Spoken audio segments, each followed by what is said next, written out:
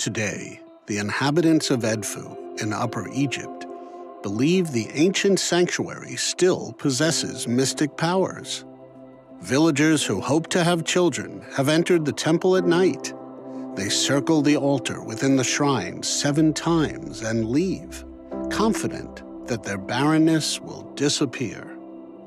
As a predominantly Muslim village today, Edfu represents a universal truth that transcends all cultures, that never fade away from the magic of a house of spirituality. Ancient Egyptians did not have a variant for this feeling, and it is expressed in a variety of ways through the Per-Niter, the divine house. In the temple, we are moved to experience and communicate with something larger than ourselves, to grasp and comprehend what eludes our conscious comprehension. Egypt's temples are the temporary residence of the Niter and the location of its mysteries. Mysteries refers to the complete knowledge of the Niter's powers and manifestations, as well as how this knowledge is accessed by those connected to it. Among the reports of ancient travelers, we find references to the mysteries practiced in Egyptian temples. Although the activities were universally known, only those qualified to participate had access to knowledge and practice about them. A lengthy period of study at the Per-Niter was required, as well as a period of service dedicated to the temple only.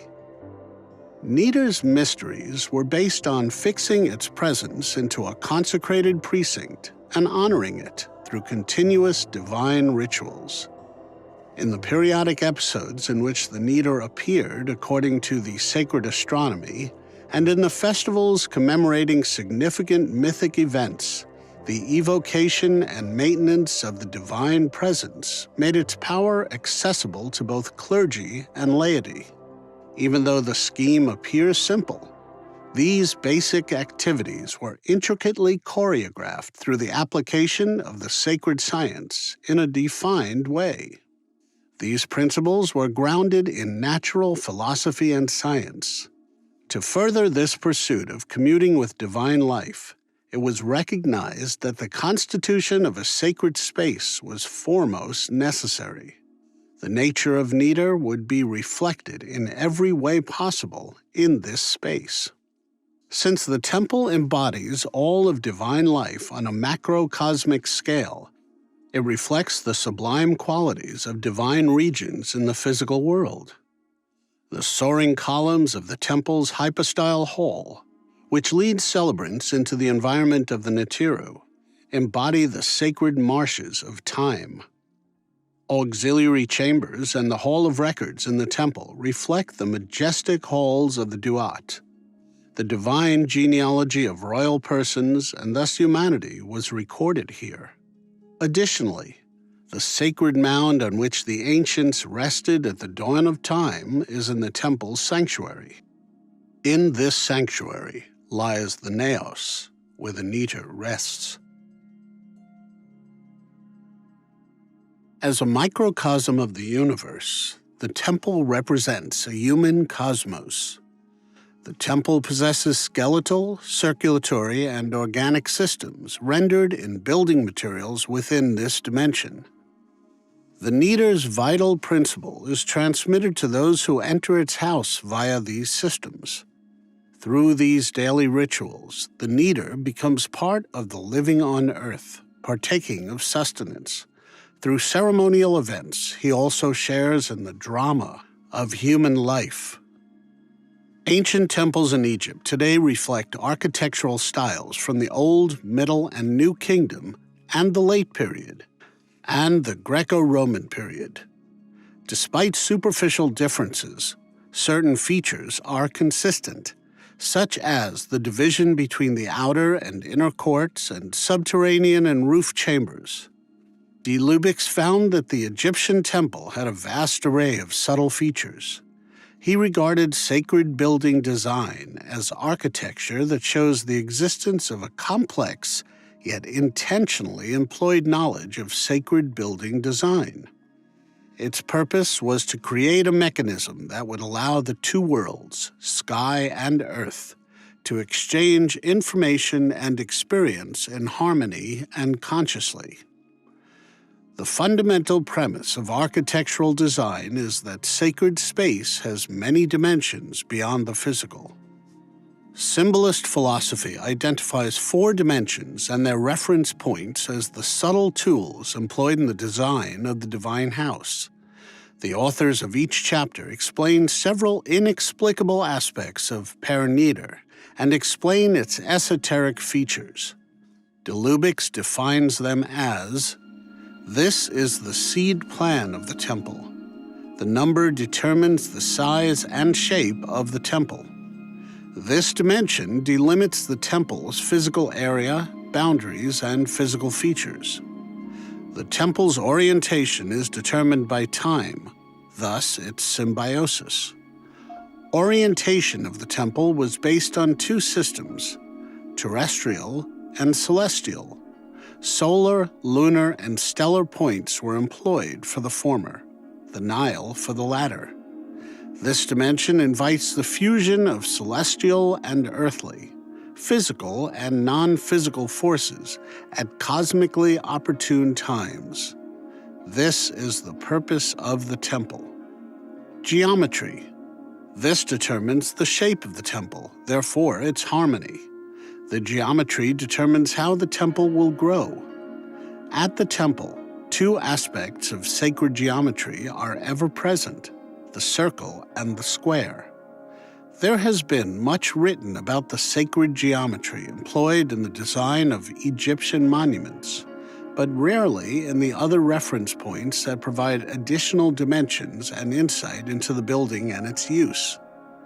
Many of these can be found using the 2 irrational number roots, pi, 3.14159, and phi, 1.6180339, or the golden section.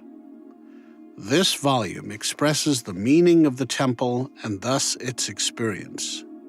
There is still in this dimension what de Lubicz calls volume forms, symbols of the 5 regular solids, the 4 elements and their binding force, the quintessence. It applies to this dimension to use certain building materials that evoke specific associations with elemental forces. The temple's volume defines its purpose. The land of Egypt was revered as a mirror of the divine regions, as we have seen. According to the protocol of the celestial sphere and the associations of the Netero with natural phenomena, its divisions and the locations of its important religious, political, and funerary cities were determined. From the beginning, Egypt was divided into the northern and southern halves, or Lower and Upper Egypt. As the most comprehensive ancient milieu, these locations, designs, and functions embodied the sacred science. These characteristics have been inscribed and recorded for millennia in Egypt's temples. The Nile's movement from upstream in the south to downstream in the north was discussed. The river empties low into a deep valley in the southern region. It branched into 7 branches that formed the verdant Delta region in ancient times. As the capital of the unified 2 lands, Memphis established the eastern and western divisions of the country at the apex. The first recorded king of Egypt, Mena of Dynasty I, is credited with unifying what had formerly been 2 nations. Geodetically, the 2 lands were joined at Memphis because the length of the region from north to south was centered here. Lower Egypt was believed to have been an agricultural society, symbolized by the royal scepter of Nekaheh, the harvester's flail, according to Egyptologists. Meanwhile, Upper Egypt was the domain of hunters and herdsmen, symbolized by the royal scepter of the Heka, the shepherd's crook.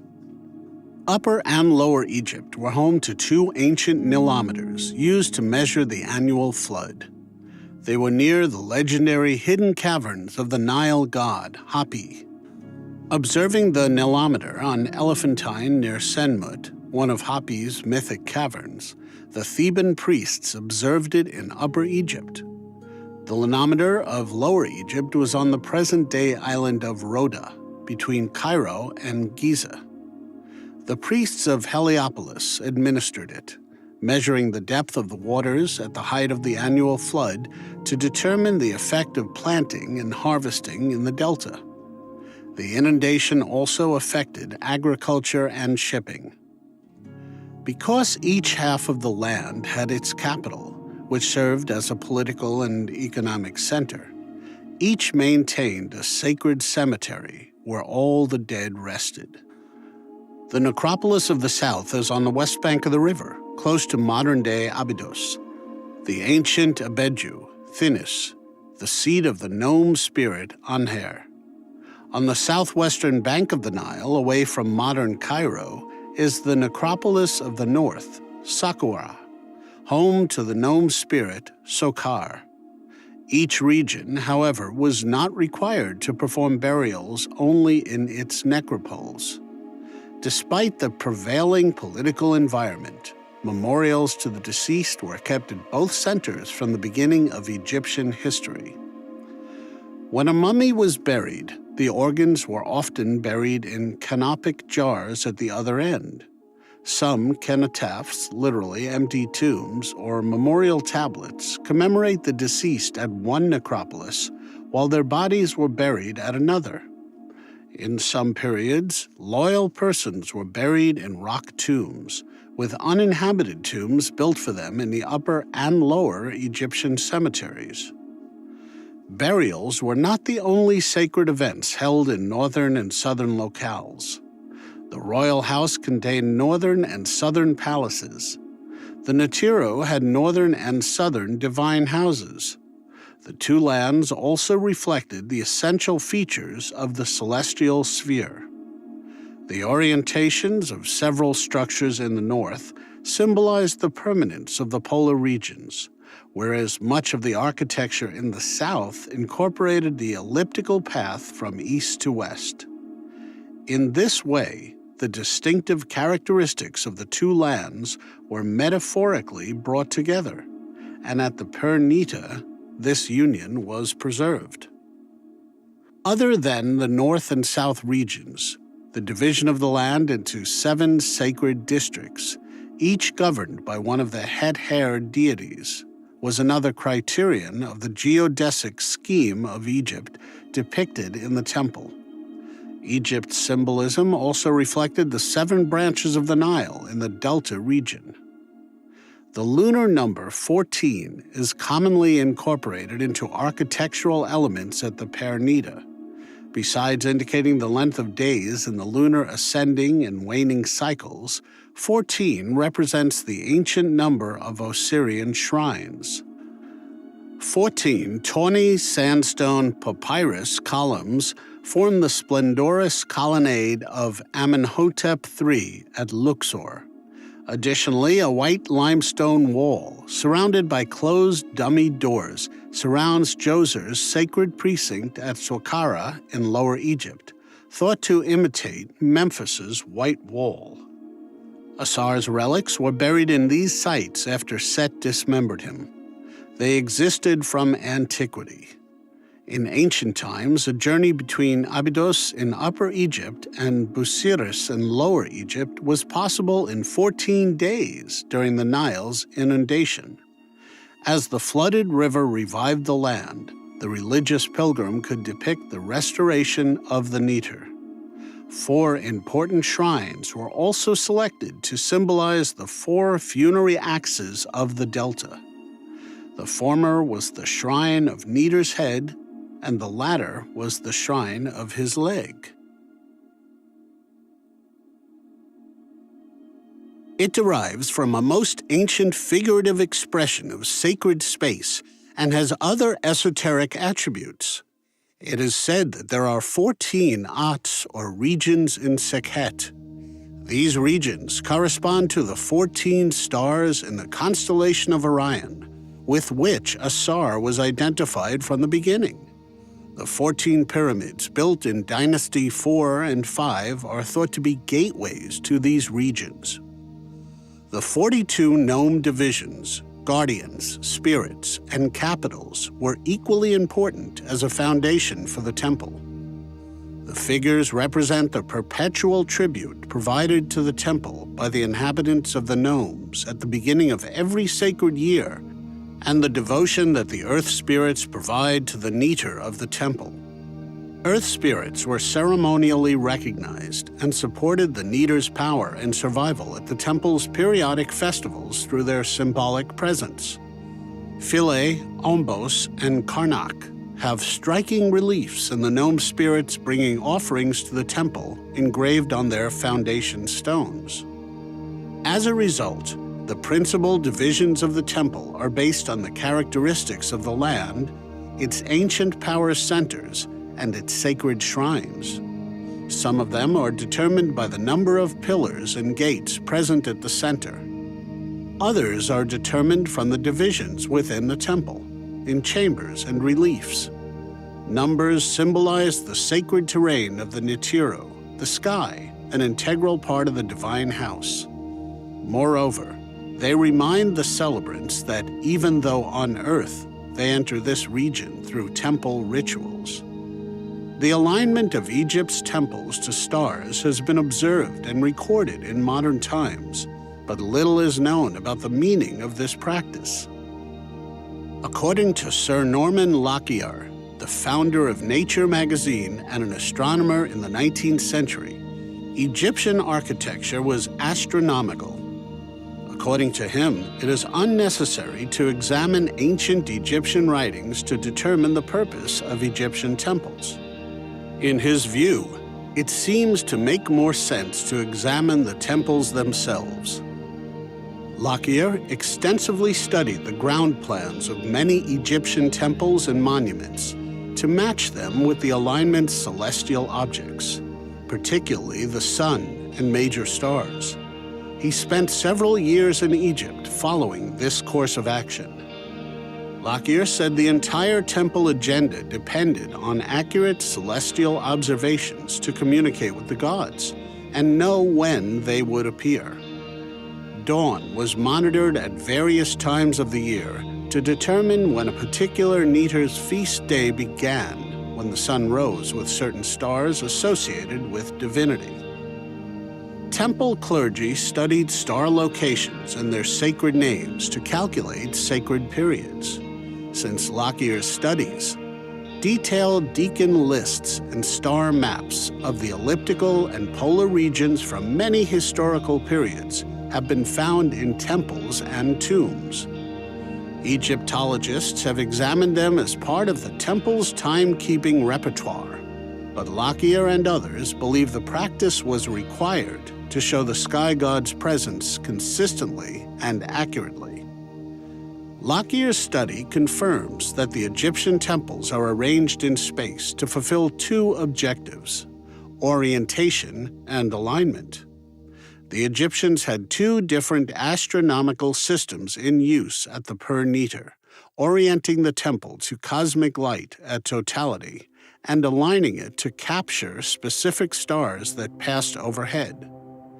The Egyptians used these perspectives to communicate with the divine beings who traveled the skies in their barks or stellar bodies. Despite Lockyer's belief that Egyptian temples were primarily solar, he found specific, unusual characteristics in some temples that did not strictly fit into the solar scheme. Under the orientation category, Lockyer classified Egyptian monuments into two groups: celestial monuments of Upper Egypt and equinoctial complexes of Lower Egypt. Both are oriented east-west at the solstices and north-south at the equinoxes. In his view, the solar temples depict the drama of light and darkness, day and night. Several hymns to the solar gods mention Akhet, the horizon, depicting the Nitiru as stellar bodies as they emerge and disappear from east to west daily. Furthermore, Lockyer believed some temples are aligned with the culminations of celestial bodies revered by many ancient cultures. During their daily circuit, some stars reach their highest point directly in line with the temple's sanctuary after rising in the east and setting in the west during their diurnal cycle. In some temples, the stars are associated with the Nichiru, who appears when the star rises just before dawn's light, illuminating the sanctuary through precisely aligned pylons and columns of the temple's outer courts. Some astronomers criticized Lockyer's thesis on Lockyer's Day, who argued that a wide variety of stars could meet Lockyer's criteria by coincidence. But Lockyer documented the observation that only 8 stars consistently met the requirements. According to the tables on pages 199 and 200, these include specific elliptical and polar stars. When their names align in temple inscriptions, they are emphasized. Alternatively, some temples are oriented toward stars that do not rise or set but remain permanently visible in the northern sky, though not always visible during daylight hours. These polar alignment monuments appear to be the oldest and most significant of all the monuments in Egypt, and they are thought to have been erected to represent a belief in the great cosmic cycle of renewal. People who have experienced the distinct ambiance of the temples and scholars who have discovered significant geometric patterns in temple design acknowledge that the Egyptians valued harmony, balance, and proportion when designing their architecture. In this sense, we should expect it, as the temple design imitates the universe, encompassing fundamental principles of cosmic nature. In sacred geometry, the circle and square are the 2 principal figures. It is the ratio of the circle's circumference to its diameter, 366 over 116.5014183, a number representing an infinite cycle. Circular geometry represents the unmanifest, and it offers no resolution, as it is a continuous, unbroken function. Pyramid scholars discovered in the last century that significant geometric values were built into the Great Pyramid, a Dynasty IV monument attributed to Khufu's building. Divide the circumference of the pyramid by double its height to get it, 3.14159 plus. The exact value can be determined by using the corresponding measurements of the upper chamber of the pyramid and the granite coffer within. The square gives way to the 3 sacred number roots, which will produce the 5 fundamental geometric solids: hexahedron, dodecahedron, octahedron, tetrahedron, and icosahedron. Fibonacci's series of numbers, named after the mathematician of the 12th century, also have the same ratio.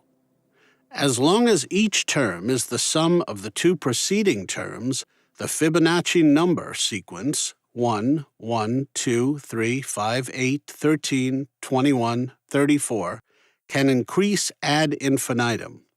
When there is no fixed ratio between these numbers, if we state them as fractions and determine their decimal values, we find 1.618034 plus. What is the purpose of the golden section? Phi proportions frequently appear in nature. A sunflower's seeds are arranged in spirals on its head, each spiral containing times as many seeds as the one inside it. This harmonic is essential to all spiral arrangements observed in nature, in trunks, branches, leaves of tree, flower petals and plants, and the shapes of sea mollusks. Medieval artists and builders discovered that architecture employing the golden section has a harmonious and pleasing aesthetic. Not only is it appealing, but it also serves to communicate between chambers and walls in a structure. This proportion divides the human body at the navel, showing that it is embodied in the human form from embryonic life.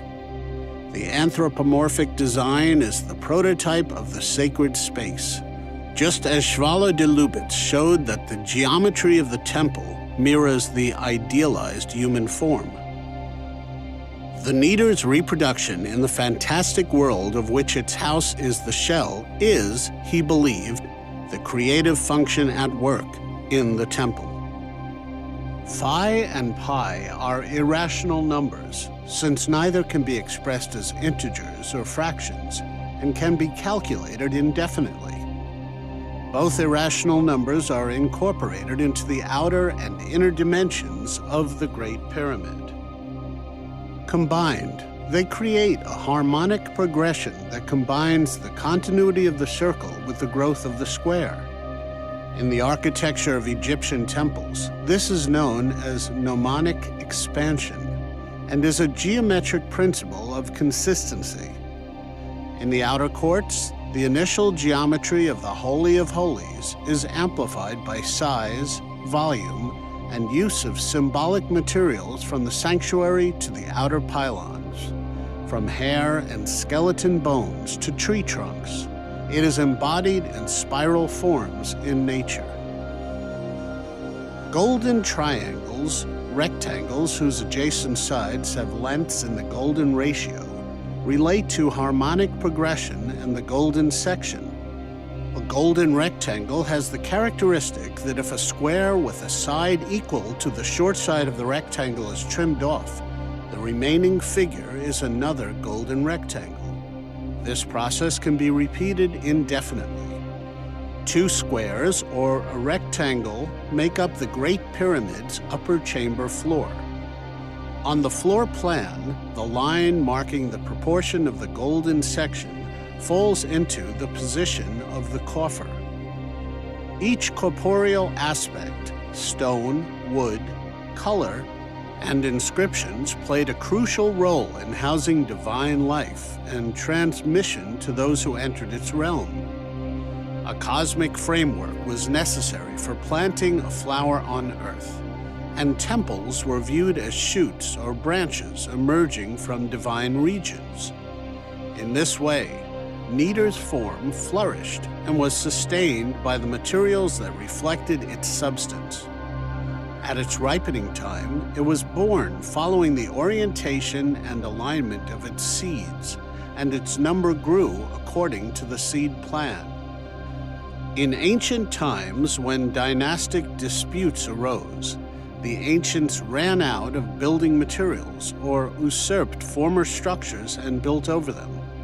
However, the Egyptians deliberately used raw and manufactured materials for symbolism and practical purposes. The context in which the materials are used helps symbolists understand the underlying meaning of these structures.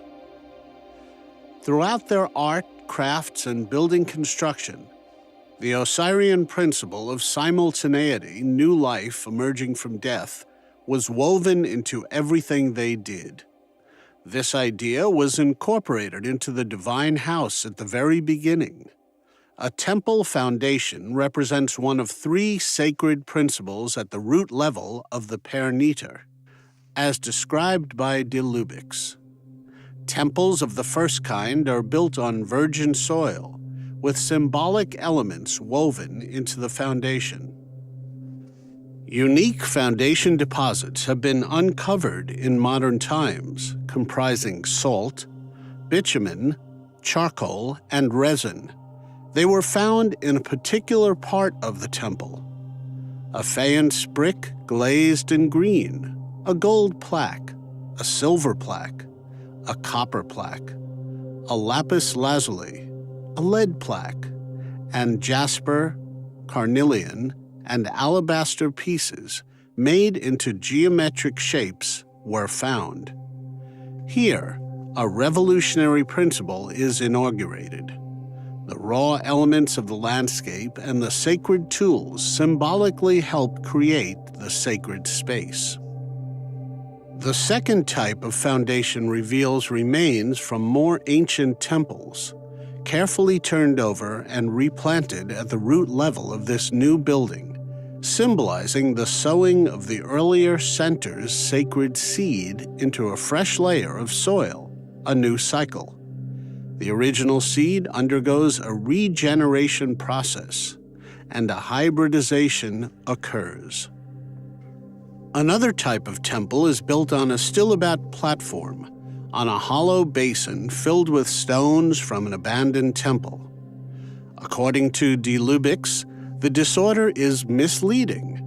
The stones are placed at points of orientation or parts of the sanctuary to reflect the continuation of the divine outpouring from the earlier temple into selected areas of the newly constructed center.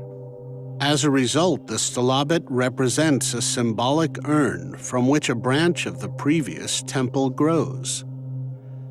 The basic layout of Egypt's temples was devised for practical considerations and esoteric purposes. Its floor plan and its foundation also determine a temple's volume. Sacred beings and their attendants are housed in the temple. Subsidiary spaces in the space facilitate this arrangement as a physical extension of the neter. The space functions as an esoteric space.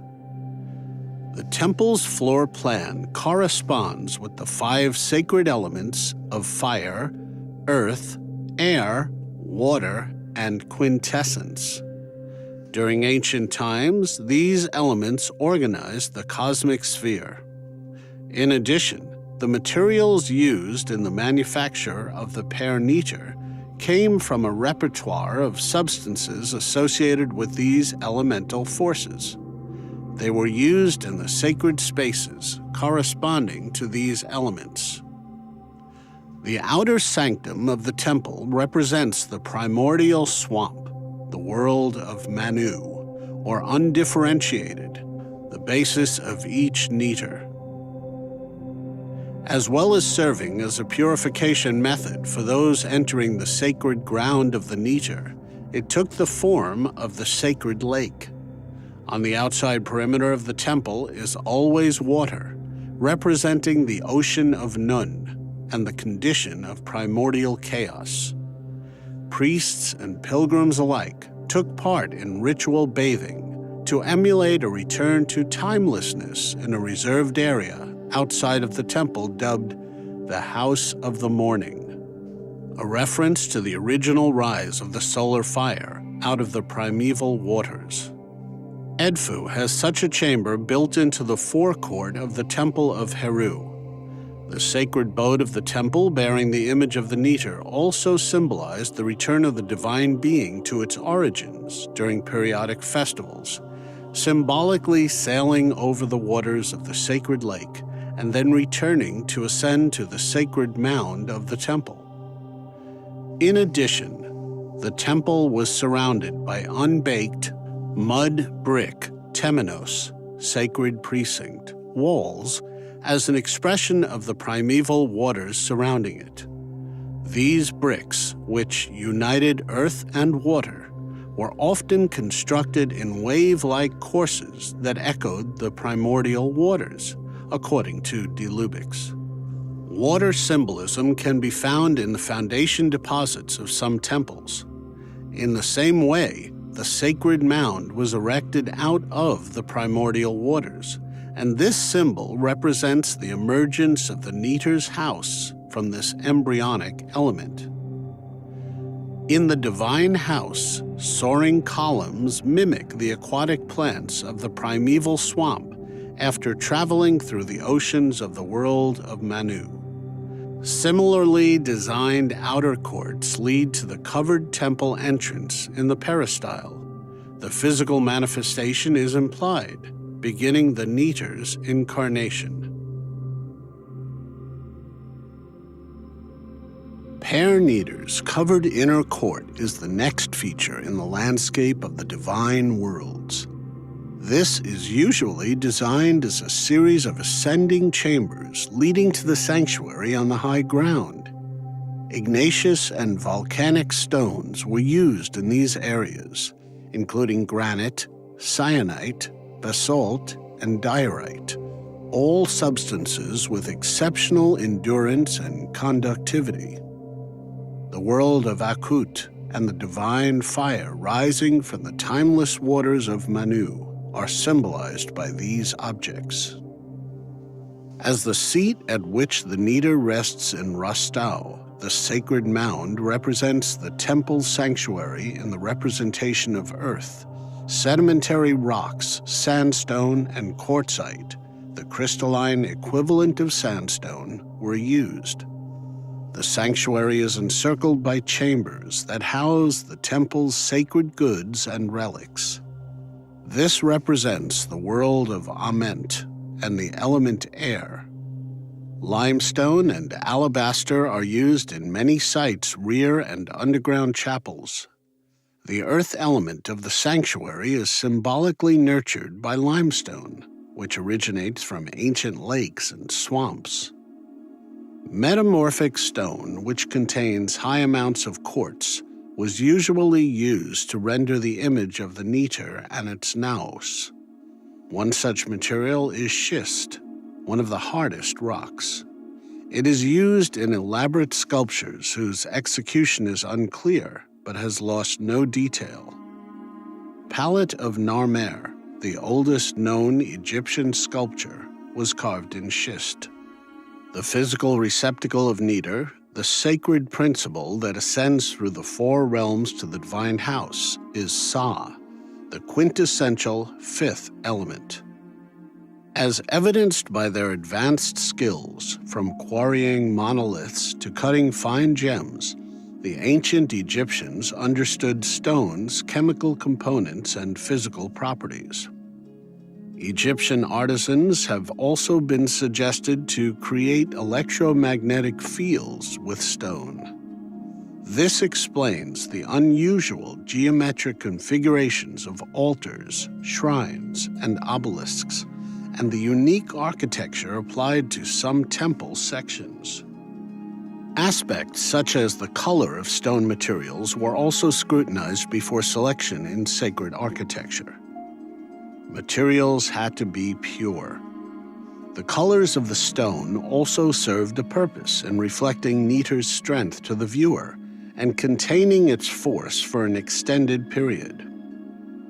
In ancient Egypt, color was carefully used, and it is associated with certain Neteru. Sky and cosmic divinities were blue. Hapi and Asar were green. Men painted their statues and wall inscriptions ochre and women yellow. Each of these conventions is strictly adhered to in the esoteric representation of these forces. Alchemists also understood color to convey spiritual transformation in the alchemical sense. Egypt is associated with black and symbolizes the corruption of matter or putrefaction. The color white symbolizes growth. This color represents the vegetative state of plant life. Stone inscriptions often used this color. The fruit represents the end of the fruit-bearing cycle and represents the animation phase. In-wall inscriptions and sacred texts on papyri, color combinations also denote the sacred nature of the Netiru. Amen is associated with blue and black, while Set is associated with red and black. Blue and green are Aset's hues. Black and green are Asar's. The colors of Ra and the solar principle are white and yellow, while Heru's colors are red and yellow, and Jehudi's colors are blue and yellow. The Netero's sacred images were most often crafted in precious metals, but their most sacred stone, lapis lazuli, was chosen to represent the cosmic nature of the gods. They were also rendered in materials that reflected their associated elements. At Edfu, the Syenite shrine reflects the fiery principle of the Nibiru emanating from their heavenly residences, while at Bubastis, the black granite altar reflects the principle of Sekhmet. As well as being associated with fire, obsidian was often used to create sacred statuary and jewelry for temples and tombs. The earth element substance flint was associated with Heru and made ceremonial objects and weapons. Because of its reflective quality, alabaster, associated with the element air, was carefully selected for statuary, lamps, offering vessels, and sarcophagi, and in exceptional circumstances for the floors of inner temple chambers. As part of his research at the Luxor Temple, Schwaller de Lubix discovered 3 esoteric devices used to construct and place wall inscriptions, devices critical to understanding the occult ideas embedded in the sacred volume forms which he spent 15 years observing. Transpose.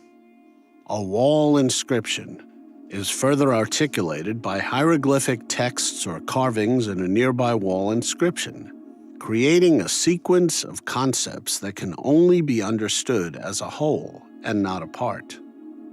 Integrity.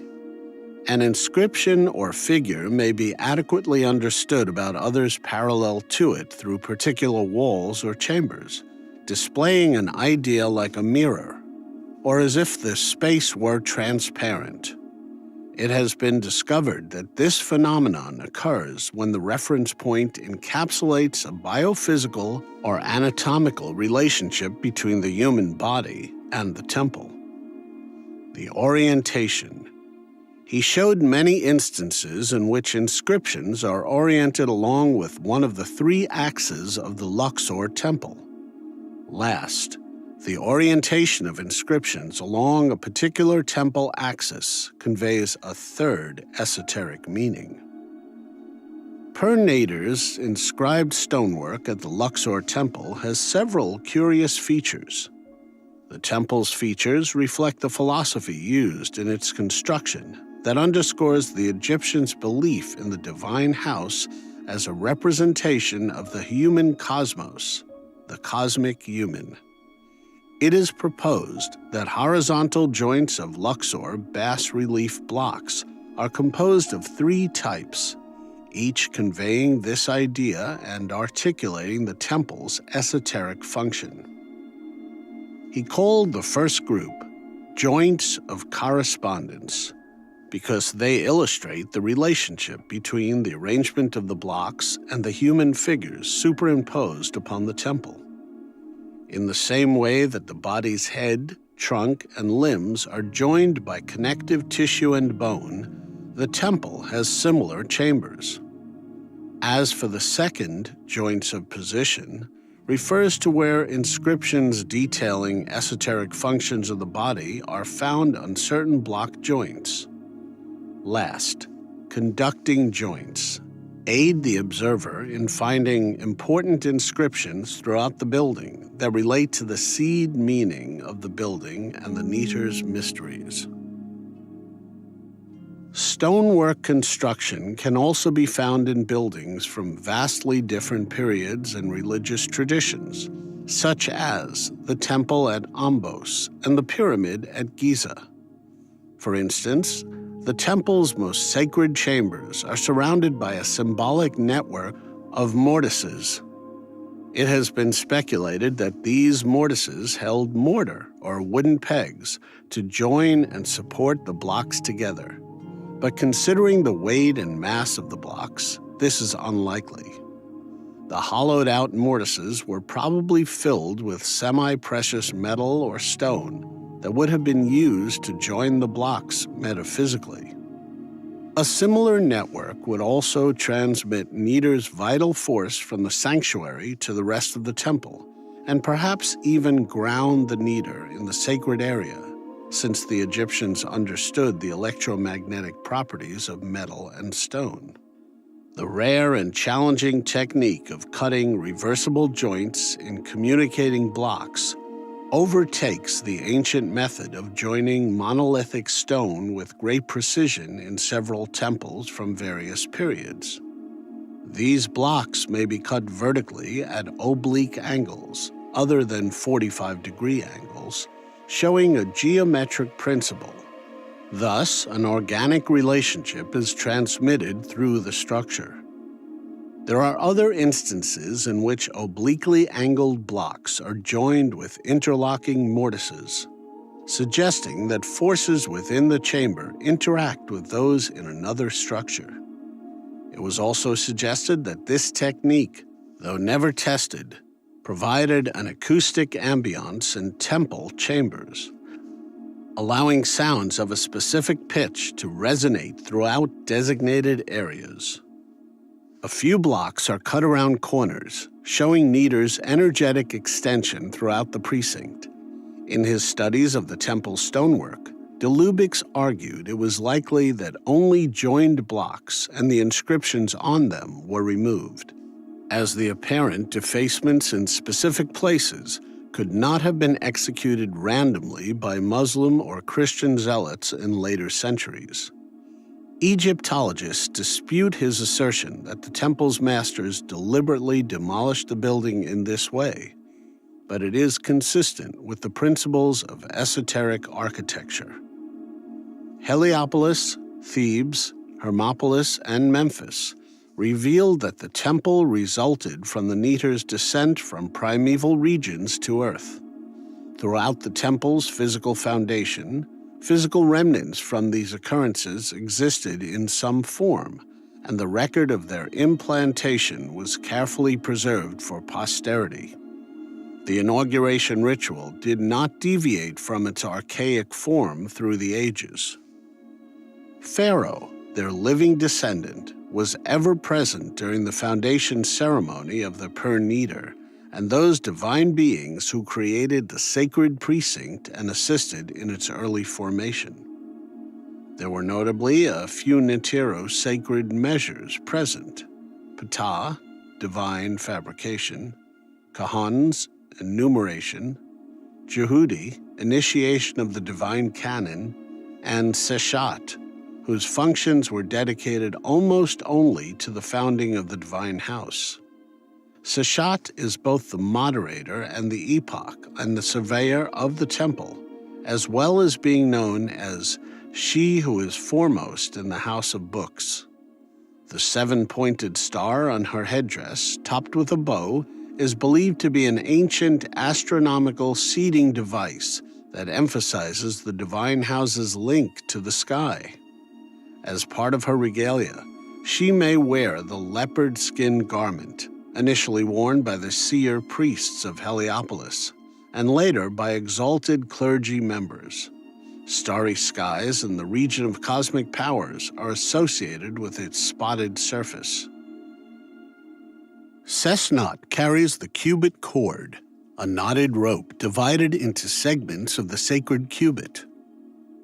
In the pictorial illustration of the royal person's genesis, she is sometimes shown with a palm leaf, representing the duration of mortal life.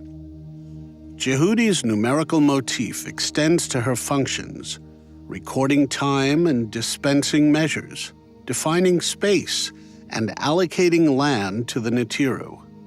According to an inscription, Seti I shaped the sacred precinct of Abydos with the help of the goddess Seshat.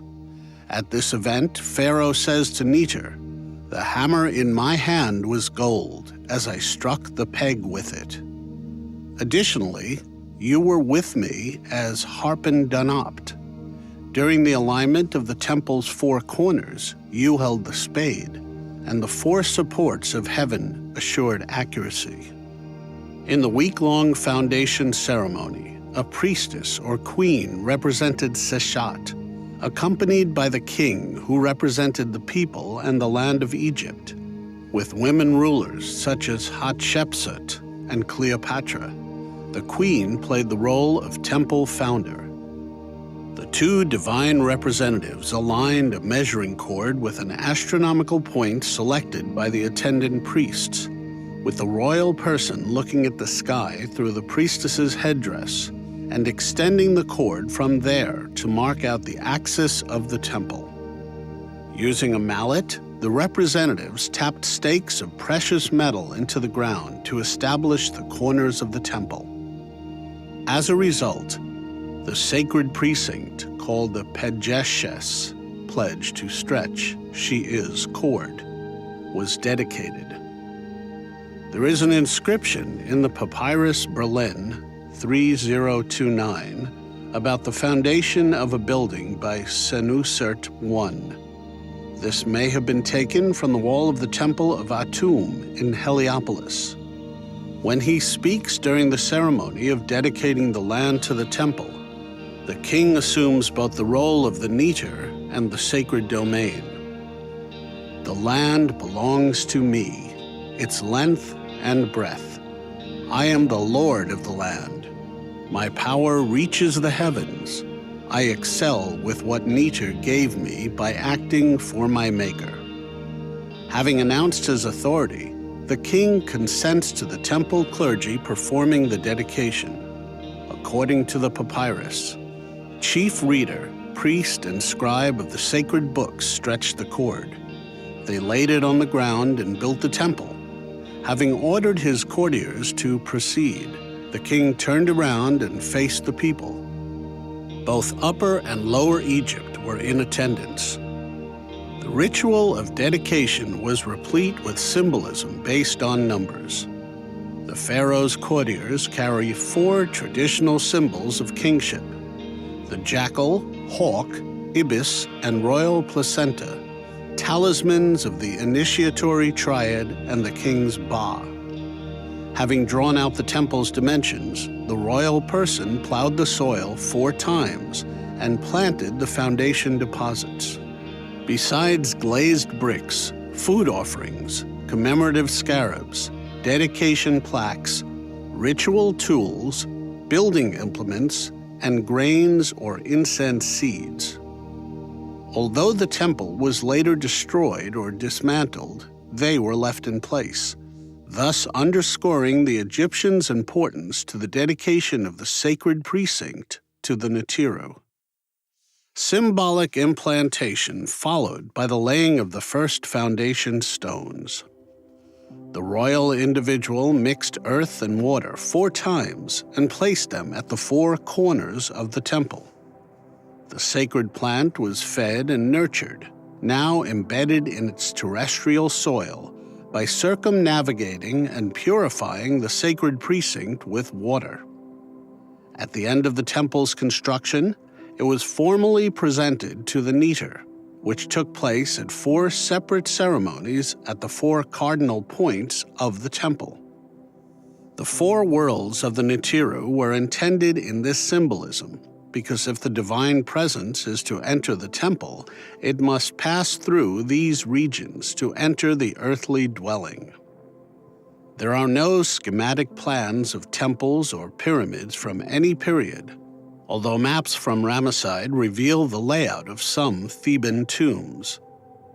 At Hero's Temple, inscriptions describe the construction of the prototypical house of the neter in mythological terms, when divine beings defined the sacred precincts of Egypt and established sacred art and architecture. However, the neter's house was built according to a prescribed tradition, as revealed by the enigmatic Edfu building texts.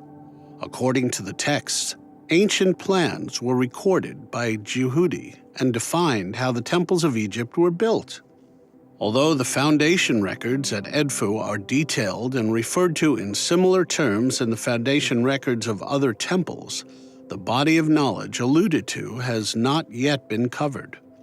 However, remnants of an esoteric construction plan may have been inscribed within the temple's infrastructure, but covered over by the construction process, as the hidden axis of the Luxor temple revealed in modern times.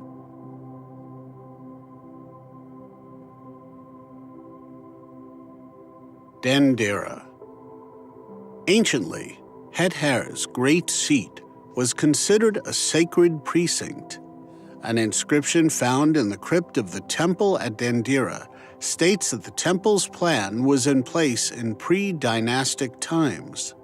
Written in ancient characters, the plan is thought to result from King Pepi I's palace. They were the ancient kings of Egypt, descended from the Nitiru, known as the son of Het-Her, Lady of Dendera. Later texts of Thutmose I and III, who constructed the temple, refer to the ancient Horus Shemsu, followers of Horus. When they describe the building of the ancient temple, they mention, "The grand plan was found at Dendera, in old delineations written on animal skin from the time of the Heru Shemsu."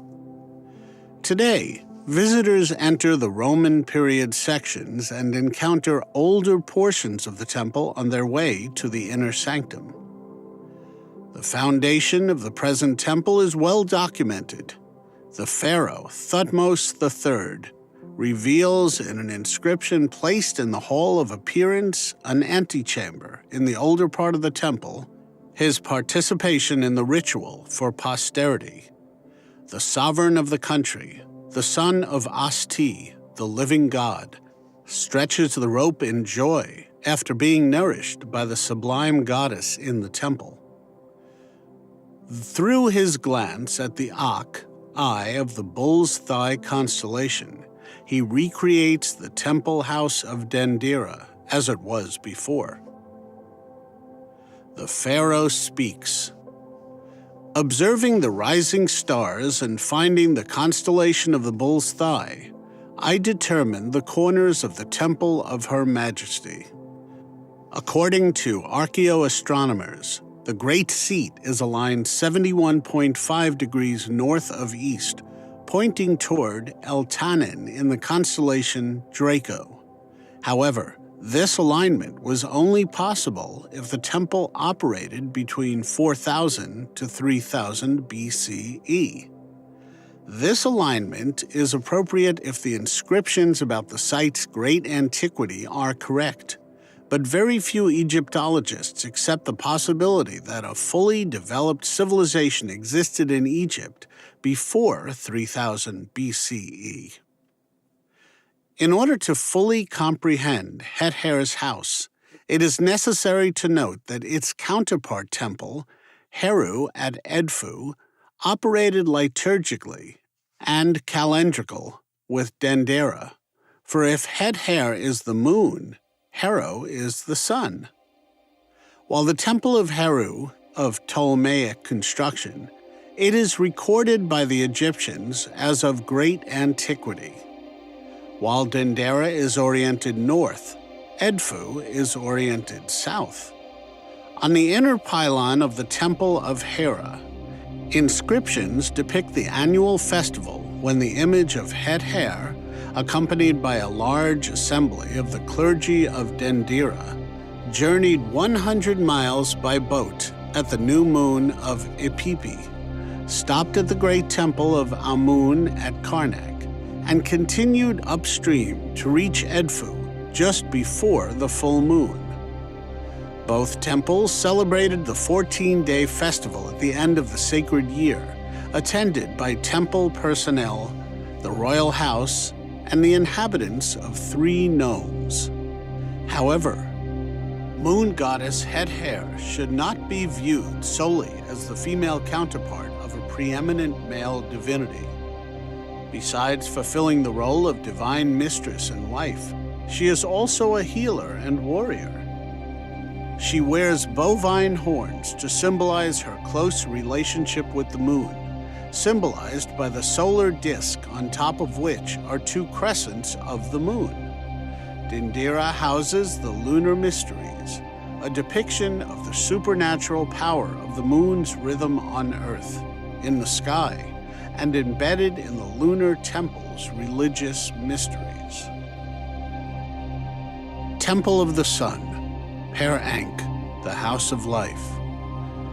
As we saw in the detailed scope of sacred astronomy, the solar temples provided the technical knowledge that allowed the clergy to fulfill the mandate of the sacred science. Ancient Egyptologists referred to the priest's work as cultish sky religion because astronomical science was practiced in a religious context at these temples. The solar priesthood, however, engaged in much more secular work, from determining the beginning of the new year to signaling the sacred festivals of specific Nibiru. Celestial phenomena were observed, recorded, and interpreted for both mundane and spiritual purposes. We know that the solar temples trained scholars who advised the royal house from historical records. Because of this, the solar priesthood claimed to administer the theocratic tradition of the pharaohs only. Their duty was to advise royal persons on traditional law, ethics, and protocol. During the pharaonic initiations, the solar priests maintained the genealogies and historical records of the royal house. Therefore, temples were built for the priests in residence in the capital cities.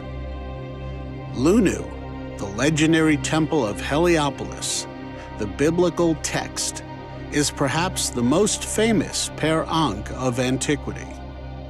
Ancient Egyptians believed this temple to prototype all sun temples constructed following the Old Kingdom. It was also regarded as the repository of all Egyptian royal records and historical events. Only a remnant of the foundation and an obelisk remained in a northern suburb of Cairo at the original site. Both legend and history show that many of the initiates of antiquity spent time at Heliopolis in spiritual training. Plato and Pythagoras were two of those who went through a rigorous curriculum that included both spiritual and scholarly studies. Herodotus consulted the priests of Heliopolis to learn about Egypt's history, in which they reported that there had been Egypt for millennia. Egypt's royal house and its association with the solar priesthood of Heliopolis are detailed in the Westcar Papyrus, a copy of a Dynasty V document of the Pyramid Age. The pharaohs Userikaf, Sahura, and Neferkara, all brothers living, were the progeny of Ur-T-Tekhent, the high priestess of Heliopolis, and Ra, the sun. Some say that the Neter descended from the heavens with the express purpose of creating a divine dynasty, selecting the priestess of the sun as the vehicle for the initiation of this sacred line of demigods. The similarities between this story and the Annunciation of the Virgin in the Christian tradition are remarkable and coincidental. According to the New Testament, the sacred family's flight to Egypt ended in the city of Heliopolis. The royal house of Egypt was subsequently formed from the descendants of these three kings. The solar dynasty of the first solar kings coincided with the imminent entry of the equinox into Aries, and it was during this period members of the royal house embarked on a new spiritual mandate upon entering the tomb. Through day and night in the heavens, they traversed the diurnal and nocturnal hours of day and night with Ra on his heavenly bark. During the last age of Taurus, royal personages were empowered to merge with cosmic life as stars. During the age of Aries, the solar Horian dynasties replaced that tradition. There are 14 ascribed to the legendary star kings of the previous Taurian age, all of which were built along the west bank of the Nile in the pyramid complexes of dynasties 4 and 5. These appear to have served stellar purposes.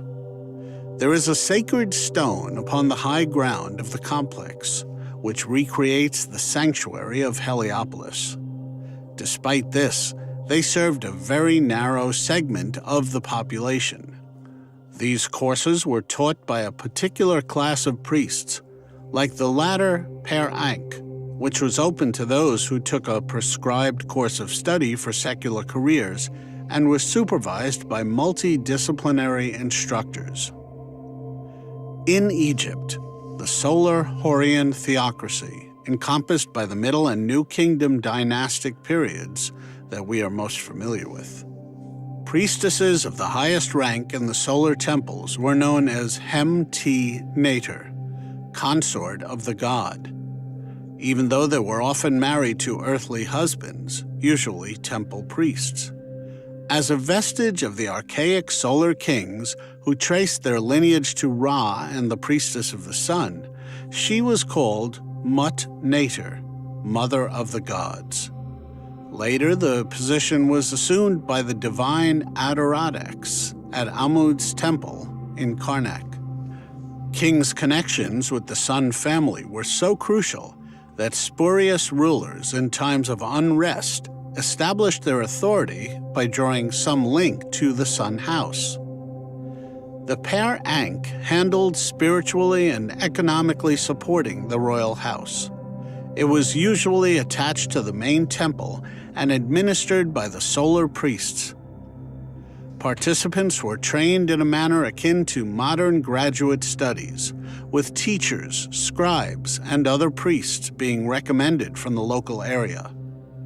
We studied calendars, the Nile cycle, and ancient sciences derived from this body of knowledge: civil engineering, architecture, mathematics, military strategy, and literature. The administration of secular education, royal tradition, and political council, and where these activities took place, were all extensions of the solar temple. The Per Ankh remained the same regardless of the social and political emphasis of the time. 3 of the 4 known magnificent temples of this tradition have crumbled into ruin, and only the barest of their remnants are left to be studied. Heliopolis, Memphis, and Hermopolis leave few relics, but many stories tell their glory and importance to the ancient world. In the ancient city of Thebes, the temple complex of Karnak stands as a testament to the power and the diversity of the Per Ankh because of the many shrines, obelisks, columns, statues, and inscriptions that have been meticulously restored there. Several features emphasize the Per Ankh's significance to the continuity and power of the solar tradition and the royal house.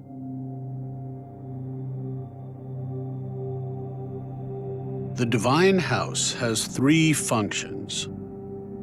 Per-Niter was concerned with the 3 profound mysteries of natural life: creation, procreation, and renewal.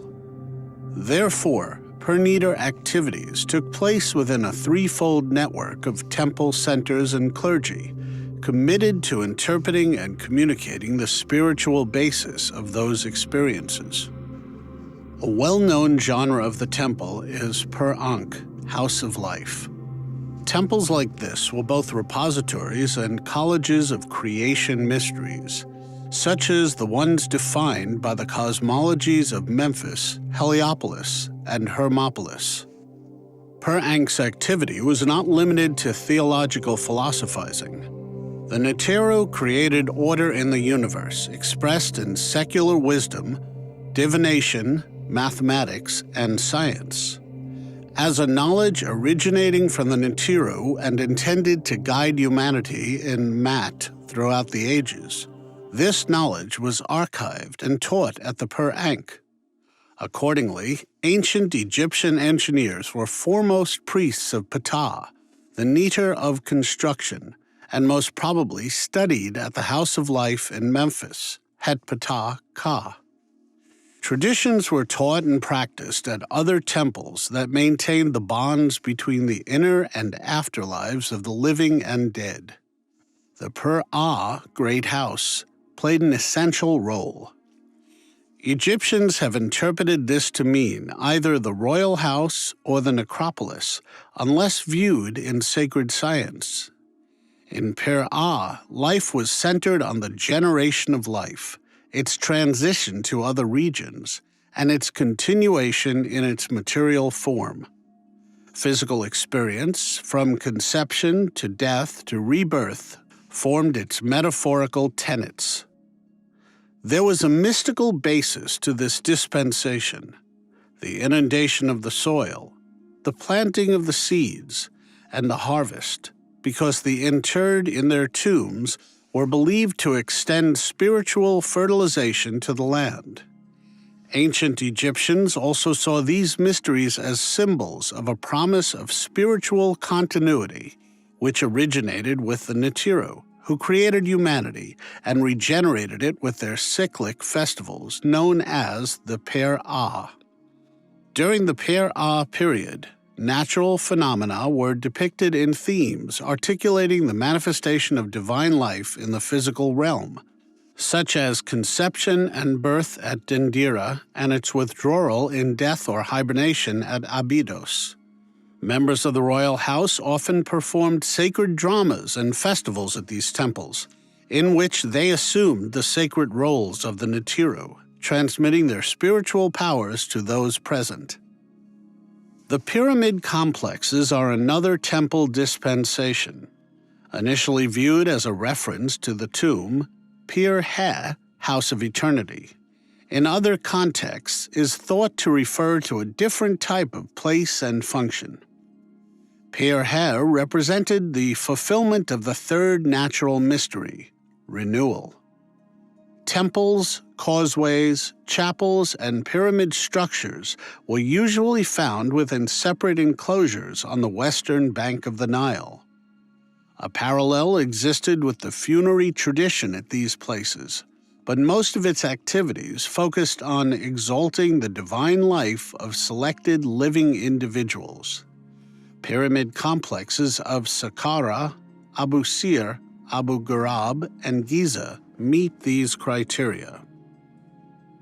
We find that these three functions of the Pernita have consistently been exercised throughout Egypt's history, irrespective of the cosmogony at the time or changes made to the temple complex's location or size. Sometimes the activities at the different centers overlapped, and the priestly functions overlapped. This follows Egyptian religious practice, which places greater emphasis on the generalist approach than on the specialist approach. Every temple, however, had a predetermined scope of activities according to what the Egyptians considered being their ancient tradition. This triple scope of temple work is best reflected by the sacred astronomy, which describes the activities on each level and the priests who carried them out. At all three types of temple centers, teaching, royal mortuary services, and reserved initiation rites are a consistent part of the temple agenda.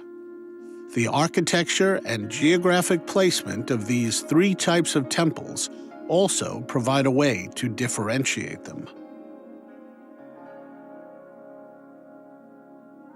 Per-Ah, the Great House of the Moon. Every 8 days of the lunar cycle in Egypt involved individual celebrations that required enormous resources and human resources. Certain religious ceremonies were held when the first crescent sliver of light appeared on the new moon. During this time, prayers were offered and remembrances were made of the deceased. Following the 6-day feast, the first visible quarter of the waxing moon was visible.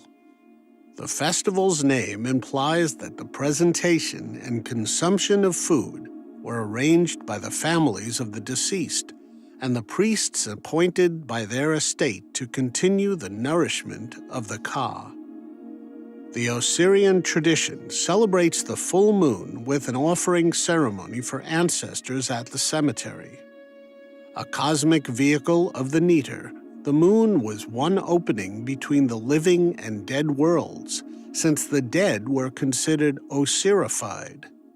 A wall at the mortuary temple of Ramses III at Medinet Habu commemorates the new moon festivals of the calendar year, each lasting several days up to the time of the full moon.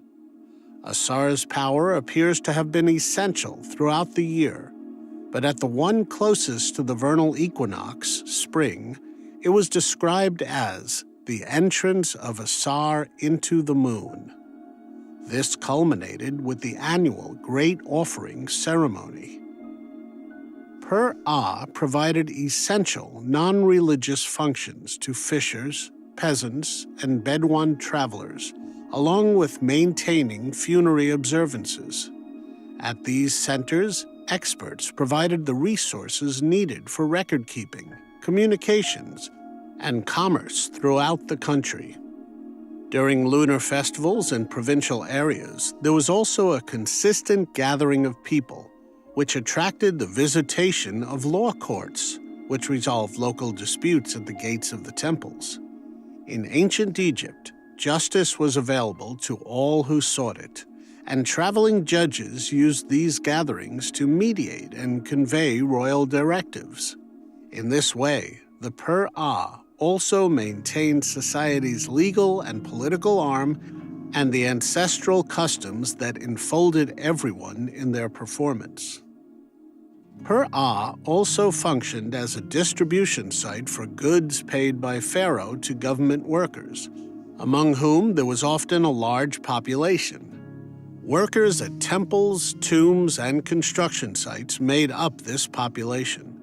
It was always necessary to exchange money and services at these places, resulting in the enforcement of standard weights, measures, and civil contracts overseen by the priesthood. Such activity naturally led to a massive bureaucracy of scribes and their services attached to these centers. They keep detailed records of their duties at these temples and distribute goods from the royal house to the clerics and the known population during festivals and jubilees. Per-Ah is characterized by its great variety of functions: religious, political, funerary, as reflected in the shrines and sanctuaries found here and at other similar temples. Besides maintaining the necropolis and serving as the government's administrative center, the Per-Ah were regional sanctuaries for the gnome spirits and the Netiru of the great pantheons whose main temples were far away. Therefore, we find shrines of certain Netiru ad obscure, unrelated temples. Temples of Atum, the prime nadir of Heliopolis, can be found at the Temple of Bast in the east delta city of Bubastis, where a vital cat necropolis was known from antiquity. Likewise, shrines of Sekhmet and Shet-Her, deities of different cosmic families, can be found in the delta city of Qom el-Hazin, the ancient Imu.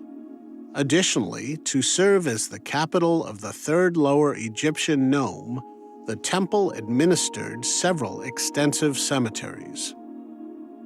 In the past, scholars regarded shrines of gnome spirits merely as centers for local cult deities, but their esoteric function was much broader and more profound. In ancient Egypt, the regional centers, marked by local temples, were geodesic power centers, natural residences of telluric forces. There are 22 districts in Upper Egypt and 20 in Lower Egypt, according to the gnome lists inscribed at Dendera and Edfu temples. Despite the dominant religion of any time, many religious shrines worldwide have maintained their sanctity through the ages. The architecture at Luxor and Philae, for example, displays a succession of religions: Egyptian, Greek, Roman, Coptic, Christian, and Muslim. In the Perneater, each nome had its own standard, a ceremonial pole adorned with the insignia of the region. As with many nature-focused cultures, the standards were not simply symbols of the nomes. They contained the region's power. In the icon, natural forces and the human population of the nome were symbolically united, which solidified the region's animal, vegetable, and functional forms. Individuals have a deep psychic need to identify with group souls of nature, even in modern times. Animal totems, fantasy figures, and obscure tribal symbols are an integral part of all societies, as evidenced by the icons of modern sports teams, institutions, and political parties. These images unite individuals with a natural spirit familiar to them by unifying their psychic forces to group action. The standards line the perambulatory of the Neater's shrine at the magnificent temples, symbolically guiding the celebrants from the energies of the physical earth to those of the divine.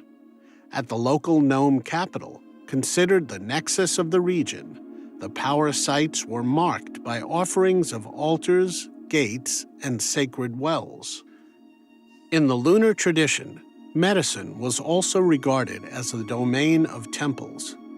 In the same way, the Greek temples served as gathering places for the healing of the physically or spiritually afflicted by the physician priests, who followed Asclepius. Medicinal temples, such as the type found at Dendera, were lunar in function in that they provided a variety of medical treatments aimed at preventing the destruction of human bodies by accident or disease.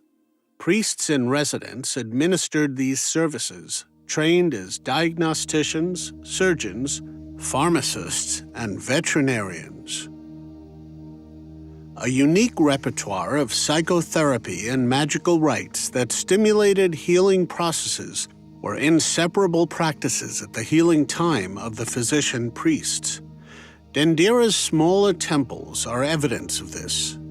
This ancient healing center included a sanitarium, a sacred lake, and several structures for housing the clergy. As well as providing these services, each temple produced its tools and supplies. The walls of Edfu, the companion religious center in Dendera, were inscribed with recipes for drugs, sacred perfumes, and pharmaceutical salves. Pir Ah also contains temples, previously identified as mortuary centers by Egyptologists. Most of Egypt's vast graveyards were on the west bank of the Nile, the scene of the sunset or the symbolic death of the sun, and temples in those precincts were assumed to be funerary. The Ramesseum, Hatshepsut's Djoser Jesiru, holiest of holy places, at Deir el-Bahri, and Ramses III's temple at Medinat Habu were also constructed on the west bank, honoring their deified status throughout the periodic offerings celebrated long after their funeral. In Egyptian philosophy, life is maintained through its cyclic variations in which all the diverse activities of the Pir Ah can be understood as one temple function. Religious activity for the living, the dead, and the Netiru was centered on symbolism and provision of nourishment, from the unsown harvest to specially prepared offerings. Subsistence, spiritual nourishment, and physical food depended on the Netiru. As a result, the king, his ancestors, and the gods nourished the land and its people, keeping the bonds between all worlds intact, and synthesizing them in harmony was perceived by the ancients as a cyclic, continuous process. Mysteries at Karnak. In ancient times, Ipet Saut, the magnificent temple of Karnak, symbolized the passage of the sun through the sky and the continuity of solar fire through the seasons. Many smaller temples at Karnak deviate from the east-west orientation to sun-related phenomena, suggesting that this sacred precinct, like the sacred science, served various functions in overlapping time and space. A row of lion and ram sphinxes on the western end of Amun's complex, outside the first pylon, defines the axis of the sun, and other avenues may provide details about the auxiliary functions of those extended monuments. On a southeastern axis, another avenue of ram sphinxes connects the temple of Amenhotep II with Mut's precinct, perhaps linking a divine principle at Karnak. There is also an avenue of sphinxes with human heads that runs from the Temple of Cones to the Luxor Temple and may be related to the lunar principle, since Cones is related to the moon. Schwaller de Lubix refers to the Temple of Amun at Karnak as the Temple of Cosmogenesis, while the Temple of Luxor is often called the Temple of Anthropogenesis. By this logic, the great temple complexes at Thebes can be described as a whole, as three temple functions, solar, lunar, and stellar, working simultaneously at the same place. We will examine some detail of each in terms of how the Egyptians viewed the esoteric dimension of solar phenomena. The Sun's High Room. In 1890, Lockyer surveyed the Temple of Amun at Karnak and concluded its central axis perfectly aligned with sunset at the summer solstice. From west to east, the axis line cuts through the ram-headed avenue of sphinxes, the 6 pylons, and the altar of Ipet Sout. It also crosses the easternmost enclosure wall, built by the Ptolemies. Ryan Moorhen measured this axis at an azimuth of 116.9 degrees east of north in 1971, which points to the ascending sun when its declination is negative 23.87. During the winter solstice of the 3rd millennium BCE, the sun was at its southernmost point. According to Hawass, the temple complex is oriented east at the winter solstice, not west at the summer solstice, as Moorhen predicted. As Hawkins pondered this, he realized the temple of Ra-Harakt on the east blocked the original ancient altar of Ipet Sout from being visible at its rising by the time of Ramses II. The east face of Pylon 3 is inscribed with an inscription to the rising sun. Ramses, you have before you your father, Amun-Ra, Nater of all Neteru, Lord of the 2 Egypts. Each time he rises from Ipet Sout, you see your father. There his rays merge like the horizon at dawn, illuminating the double door of the Universal Master. Having seen his beauty rise, the Rek-Ket observers rejoice. Despite the arrangement of the buildings, it does not appear that Ramses II could see the rising sun at the Karnak complex even at the inscription's time. An unusual mural in the Hall of Festivals dating from Hatshepsut Thutmose provides some clue. It shows the birth of the fourfold solar principle Ra, Heru, Sokar, Khepri, every year at an exceptional location in the temple. There is an inscription that reads, "The Aha, the mysterious place of the exalted Ba, the high room of the Ak, moves across the sky. Now that one opens the door of the Akhet house, place of the ancient spirit of the 2 lands, one sees the mystery of Heru in his shining." Hawkins discovered an ascending stairway leading to the so-called High Room of the Sun, a roof chamber dedicated to Ra-Harakt, on the north side of a Jubilee temple erected by Thutmose III. A rectangular aperture in the wall held a square alabaster altar. Inscribed on the wall are pharaohs facing the same opening and greeting the rising sun.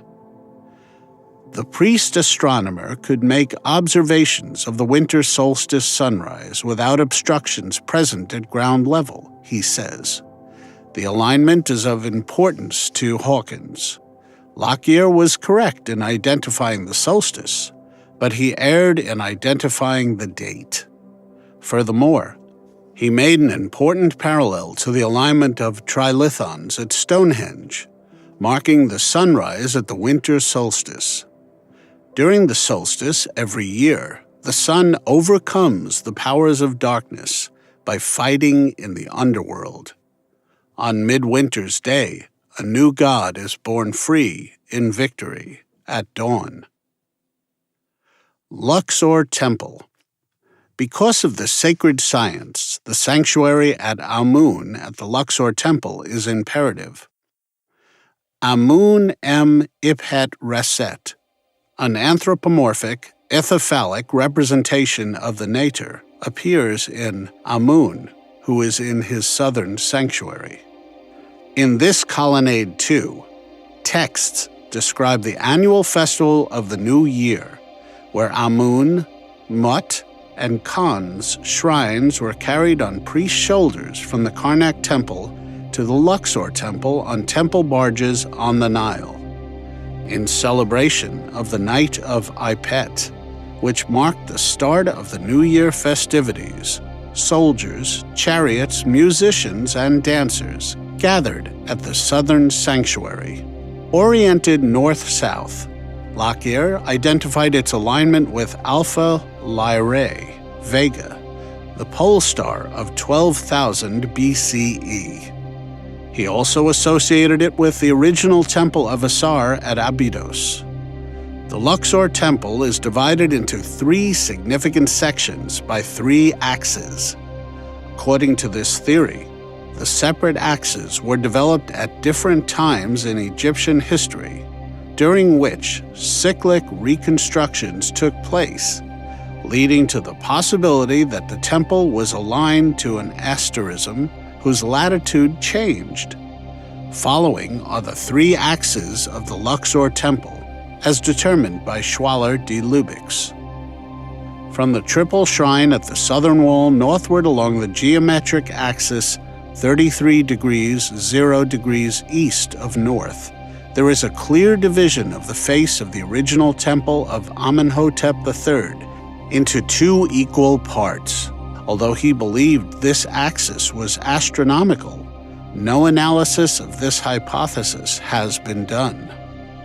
The solar axis, 33 degrees 34 minutes, is the longitudinal meridian for the temple's construction, which serves as the north-south line of the sun's culmination. It is traced under a limestone paving of a sanctuary that contained the sandstone platform for Amun's bark, which was later hammered into the rock. There are 2 unequal parts to the southern part of the temple. At the threshold between the Chapel of the Bark and the chamber on the north, de Lubix considered it significant where the axis of the bark intersects with the axis of Amun, described next. From the center of the Temple of the Bark, the axis of Amun, 34 degrees 27 minutes, proceeds northward toward the precise center of the triple shrine of Thutmose III, dedicated to Amun, Mut, and Khans. To determine the time, de Lubix recommends consulting the list of solar barks at Edfu to determine the temple's orientation. However, he does not explain how astronomer priests calculated angles and tangents for celestial bodies based on such lists. Each axial section of the Temple of Luxor is derived from one of these meridians, according to de Lubix. In the overall harmony of the construction, Each module contributes to a rhythm. Thus, the sacred precinct represents the Neter's creative function on 3 different planes and may be connected to the lunar, solar, and stellar paths.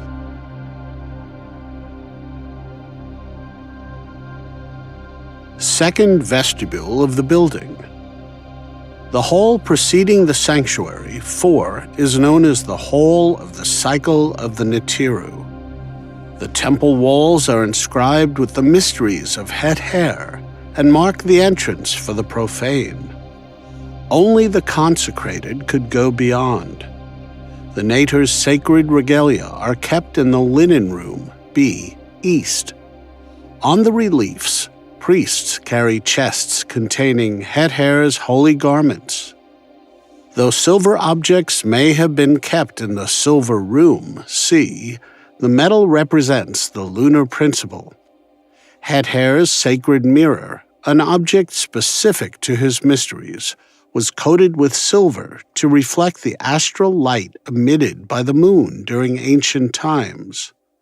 Copper mirrors were used for cosmetic purposes. Sanctuary 5 contains inscriptions relating to daily rituals of the temple, such as the awakening of the Neter, her washing, anointing, and feeding, and the offering of prayers and hymns. The inscriptions run from east to west and south to north. This chamber was darkened and closed off from temple personnel for most of the year. Het-Her's sanctuary is surrounded by a corridor and adjacent chambers known as the Corridor of the Mystery, which depicts the Neteru that supports or represents Het-Her somehow. In this corridor on the east side is an image of the Neter on her divine bark, traveling up and down the Nile. This is depicted on the walls of the entire sanctuary and serves as a diorama as one circle around the corridor from east to west. As seen from the east, the chambers surrounding the Corridor of the Mystery are called the Chapel of the Nomadic Spirits of Dendera, D, the Chapel of the Birth of Heru, E, the Chapel of Sokar, F, Nature of Slumber, and Prototype of Unawakening. Chapel G honors the serpent god who is the son of the earth and celebrates the union of the 2 lands. The eastern shrine of Het-Her's voyage to Edfu, H, contains the hymns commemorating the journey of the Neter to her consort. It is a sacred area, with a niche depicting Ahai being crowned as Neter of music on the north wall and Het-Her playing a tabor, one of her rhythmic instruments, on the south wall. This room leads to the Castle of the Sistrum, I, which is also one name of the temple. A high opening in the south wall of the central chapel contained the portable shrines of the Neter. The New Year's Day procession began before dawn, with Pepe II honoring his patron goddess. The House of Flame is the next chapel, K, Het-Her depicted as a lioness in her terrible aspect.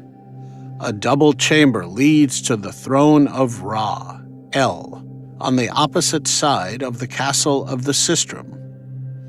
At the most southerly extremity of the temple, there are niches and access to the 5 crypts where reserved rites were conducted. Considering that the mysteries of renewal were also celebrated here, this may have been a room occupied before the initiation rituals culminated in the roof chapels. Underground, 14 crypts surround the corridor of the mystery chambers. 3 inscriptions are undecorated, while the rest contain intricate cosmic life and transformation details. A scene depicting Ahai presenting himself to Het-Her appears in the westernmost chamber of the 5 southern chambers that run under the rear shrines. Ahai's circumcision is depicted here with both esoteric and traditional associations. Ancient Egyptians performed circumcisions before puberty to signify maturity and recognize their position as adults. In this crypt, the act itself invites the formation of moonlight. Het-Hair's Ba was also housed in this chamber. It had a visible manifestation. It was brought up from below on New Year's Eve to the festival room. The walls of other crypts were inscribed with images of the Neter, her statues, and her sacred collars that represented her power of rhythmic contraction and expansion, like the moon's orb in its monthly journey. Upon reaching the silver room, a stairway provides access to a temple area serving as an outdoor chapel and a stairway. There was also an offering hall, P, an open court with a statue of the Neter, and a pure place, O. Next to M is the chapel of Het-Hair's Minat collar, and N is the chapel of Ahai. It is accessed by a 7-step staircase and is separated by 2 minor variations of the capitals in the hypostyle hall. Offerings from Upper and Lower Egypt were presented to the temple in inscriptions depicting the royal family paying homage to Neteru. The Nut is depicted giving birth to the sun on the temple ceiling. The crypts accompanying her sanctuary can be interpreted as representing the arcane legacy of the temple, the root past, and the spiritual forces present in the sacred precinct, if one considers her home as a representation of how Het-Hair's energy works in the divine, earthly, and natural realms of life. According to some popular guidebooks, these crypts are merely intended as storage areas. If that is the case, then the elaborate design and rich illustration remain a mystery. These underground chambers were undoubtedly used for ritual initiation ceremonies associated with the lunar mysteries. A ritual performed in the temple on the roof restored the light lost by the waning lunar hemicycle in each of the temple's 14 chambers. Dendera's temple chambers and high rooms display the exact pure architectural symmetry, harmonizing east and west. The eastern stairway leads up to the temple roof, with inscriptions of temple priests bearing the Nome standards, and the western stairway takes you down. The roof chapels were designed according to temple protocol to be entered first through the open kiosk in the southwest corner of the roof, known as the Chapel of the Disk, 6. See Figure 34 on the following page. Het-Hair's statue was born here at dawn, on the first day of the new year, to accept the first rays of the sun, in a ceremony called Divine Unification. However, lunar phenomena, highly visible in the night hours from this spot, undoubtedly played a significant part in the ceremonies performed on the western side. In the western chapels, 7, live the Osirisified, who have entered the symbolic western land to undergo the lunar transformation of the temple. Asar and his sisters are described in several ritual texts, a metaphor for the return of the lunar light to the skies after passing through the shadow worlds, Duat. A series of 24 separate rites were performed over 24 hours, beginning at dusk, as the restored moonlight diminished in the crypts below. In this chamber, A, Oset and Nebt-Het mourn Asar. He is protected by the spells of the Neteru, who watch over the spirits of day and night 24 hours a day. Each of these spirits performs a ceremonial ablution that mystically joins and restructures the members of his body. In the next chamber, B, the spirits of the Duat guard the entrance to the shadow world. During the creation of the physical world, Nut is stretched over a double-wound figure of Geb. The inner chamber is also called the Tomb of Asar, C. Asar impregnates Auset in the form of the bird known as a kite in these inscriptions, where the initiate undergoes a mystical conception and attains renewal. By creating a sacred wind, she gives breath to her consort and all those who enter this place of renewal. It focuses on the mysteries of mortality, birth, death, and returning to the world as a newly incarnate spirit. Nut Neter of the Sky is the sole deity in the Eastern Chapels, 8. It contains the texts for creating the bed of Asar, a fetish that emulates the sprouting of the seed and its continuation as a source of nourishment. Seed is sown into the earth-filled linen and watered until the grain sprouts.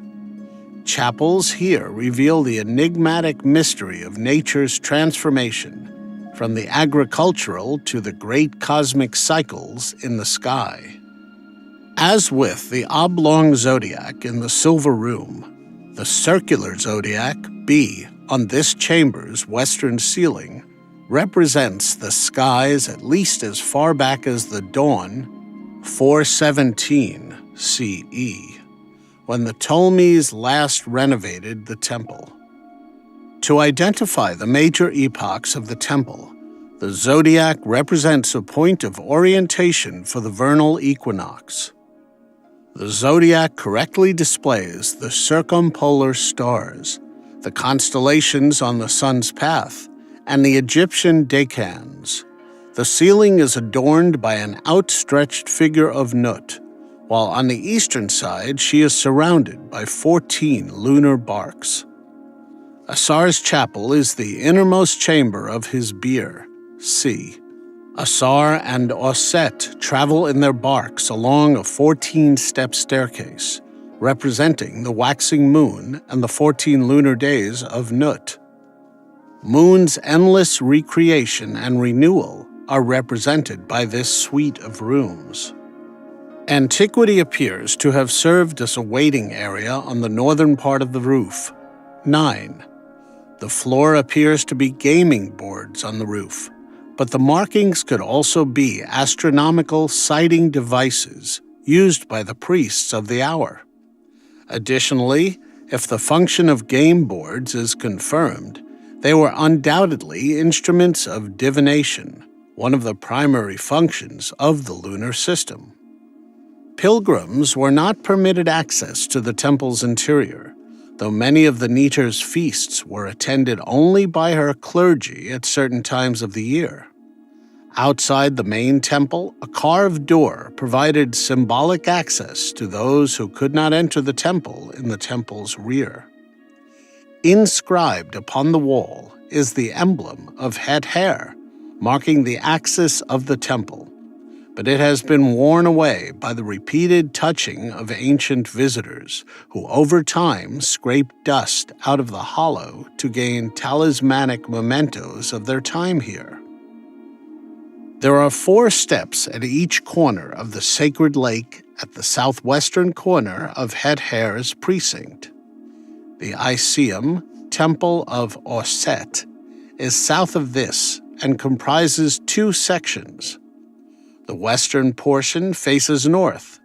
The hypostyle hall faces east. Like a temple with 2 orientations, it fulfills both a lunar function, north-south like the Great Seat, and a stellar function. Asar, Auset, and Nebtet are represented as a triad in the sanctuary on the west. Its azimuth is 18.5 degrees south of the east, which Lockyer determined was the alignment with the heliacal ascendance of Sirius in 700 BCE. Sirius has been identified with Auset by both Egyptologists and astronomers, and an ancient text within this shrine describes the sacred day. Her light mingles with that of Ra on the horizon on New Year's Day as Auset shines into her temple. At the northwestern end of the precinct was a sanatorium that provided lodging for visiting clergy and a hospice for the dying. Besides the foundation, several private chambers can be seen surrounding a central area containing a pool of water. According to an inscription found here, the water here had the power to heal all diseases. A Mamisi birth house, built by Nectanebo during the Persian period, commemorates Ahai's birth. It contains 3 sanctuaries that may have mirrored the original trinity of the birth house on the north side, 400 CE. The entrance is on the west side. On the northernmost tip, the Roman-era birth house once belonged to Nectanebu's Mamisi. While the vestibule depicts scenes of offering by Roman emperors, the sanctuary depicts the conception, creation, and birth of the pharaoh, and the presentation of his ka to the Nitiru. The columns depict the deities Bes and Tort, deities who assist in birth and pregnancy, with Ahai as a child on a lotus blossom. Shet-Her and her child are shown in a niche in the false door. The divine ancestry of the royal person is an often repeated theme in sacred art. At the temple, the king or queen are viewed as the offspring of the Neter, or are sometimes literally embodied as the deity. In the great seat of Het-Her, the functions of the lunar principle are expressed in various ways. During her realm, the simple acts of gestating, feeding, healing, and burying are elevated to metaphysical levels, reflecting the life-giving power of the night and the moon. Another Nitiru is sometimes associated with planets, stars, or constellations, but they take up residence at Dendera to fulfill many of the lunar roles in this Neter's time and space. The chambers of Het-Her's temple reveal the mysteries of her rhythmic magic. Asar, however, loses vitality as he circles the moon. Upon rising from the solar pool of heaven, Ahai is brought forth by his mother to invoke cosmic harmony once more. There are continuous celebrations at the lunar temple and on the grand occasions when the pharaoh introduces himself to the Neter as her son and the arrival of the new moon.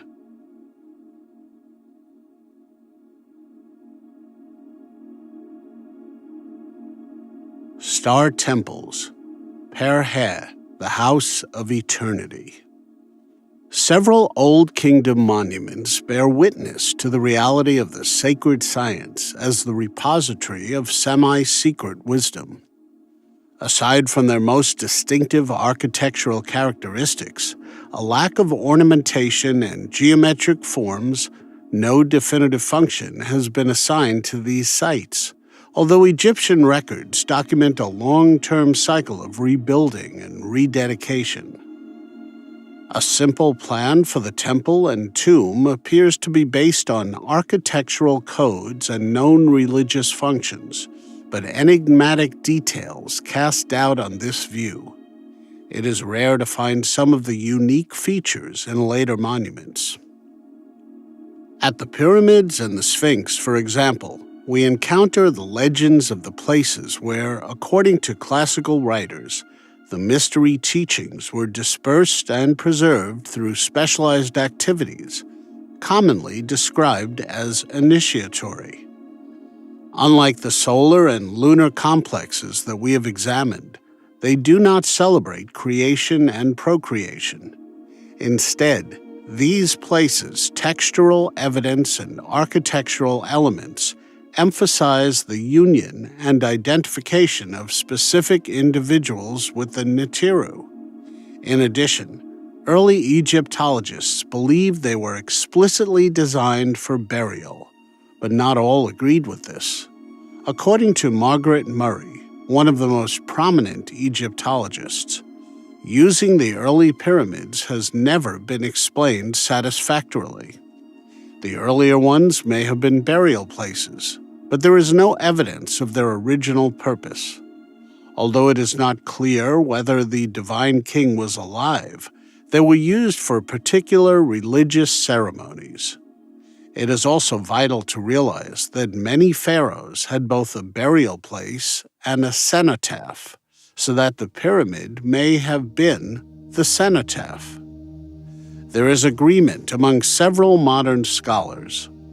A more arcane purpose also appears to have been pursued at these enigmatic sites, since funerary processions and ceremonies are noticeably absent from the voluminous inscriptions inside the pyramids and their adjacent temples, causeways, offering chapels. There are several essential cemeteries in Saqqara, including Abydos, the oldest.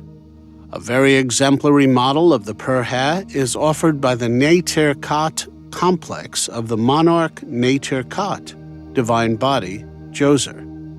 It is believed that this complex is the oldest organized technological project in stone from any civilization, implying that such skill and planning must have been in continuous development for generations prior to its emergence. In Dynasty III, Djoser ruled Egypt from the ancient capital in Memphis, and his reign marked the beginning of the Old Kingdom.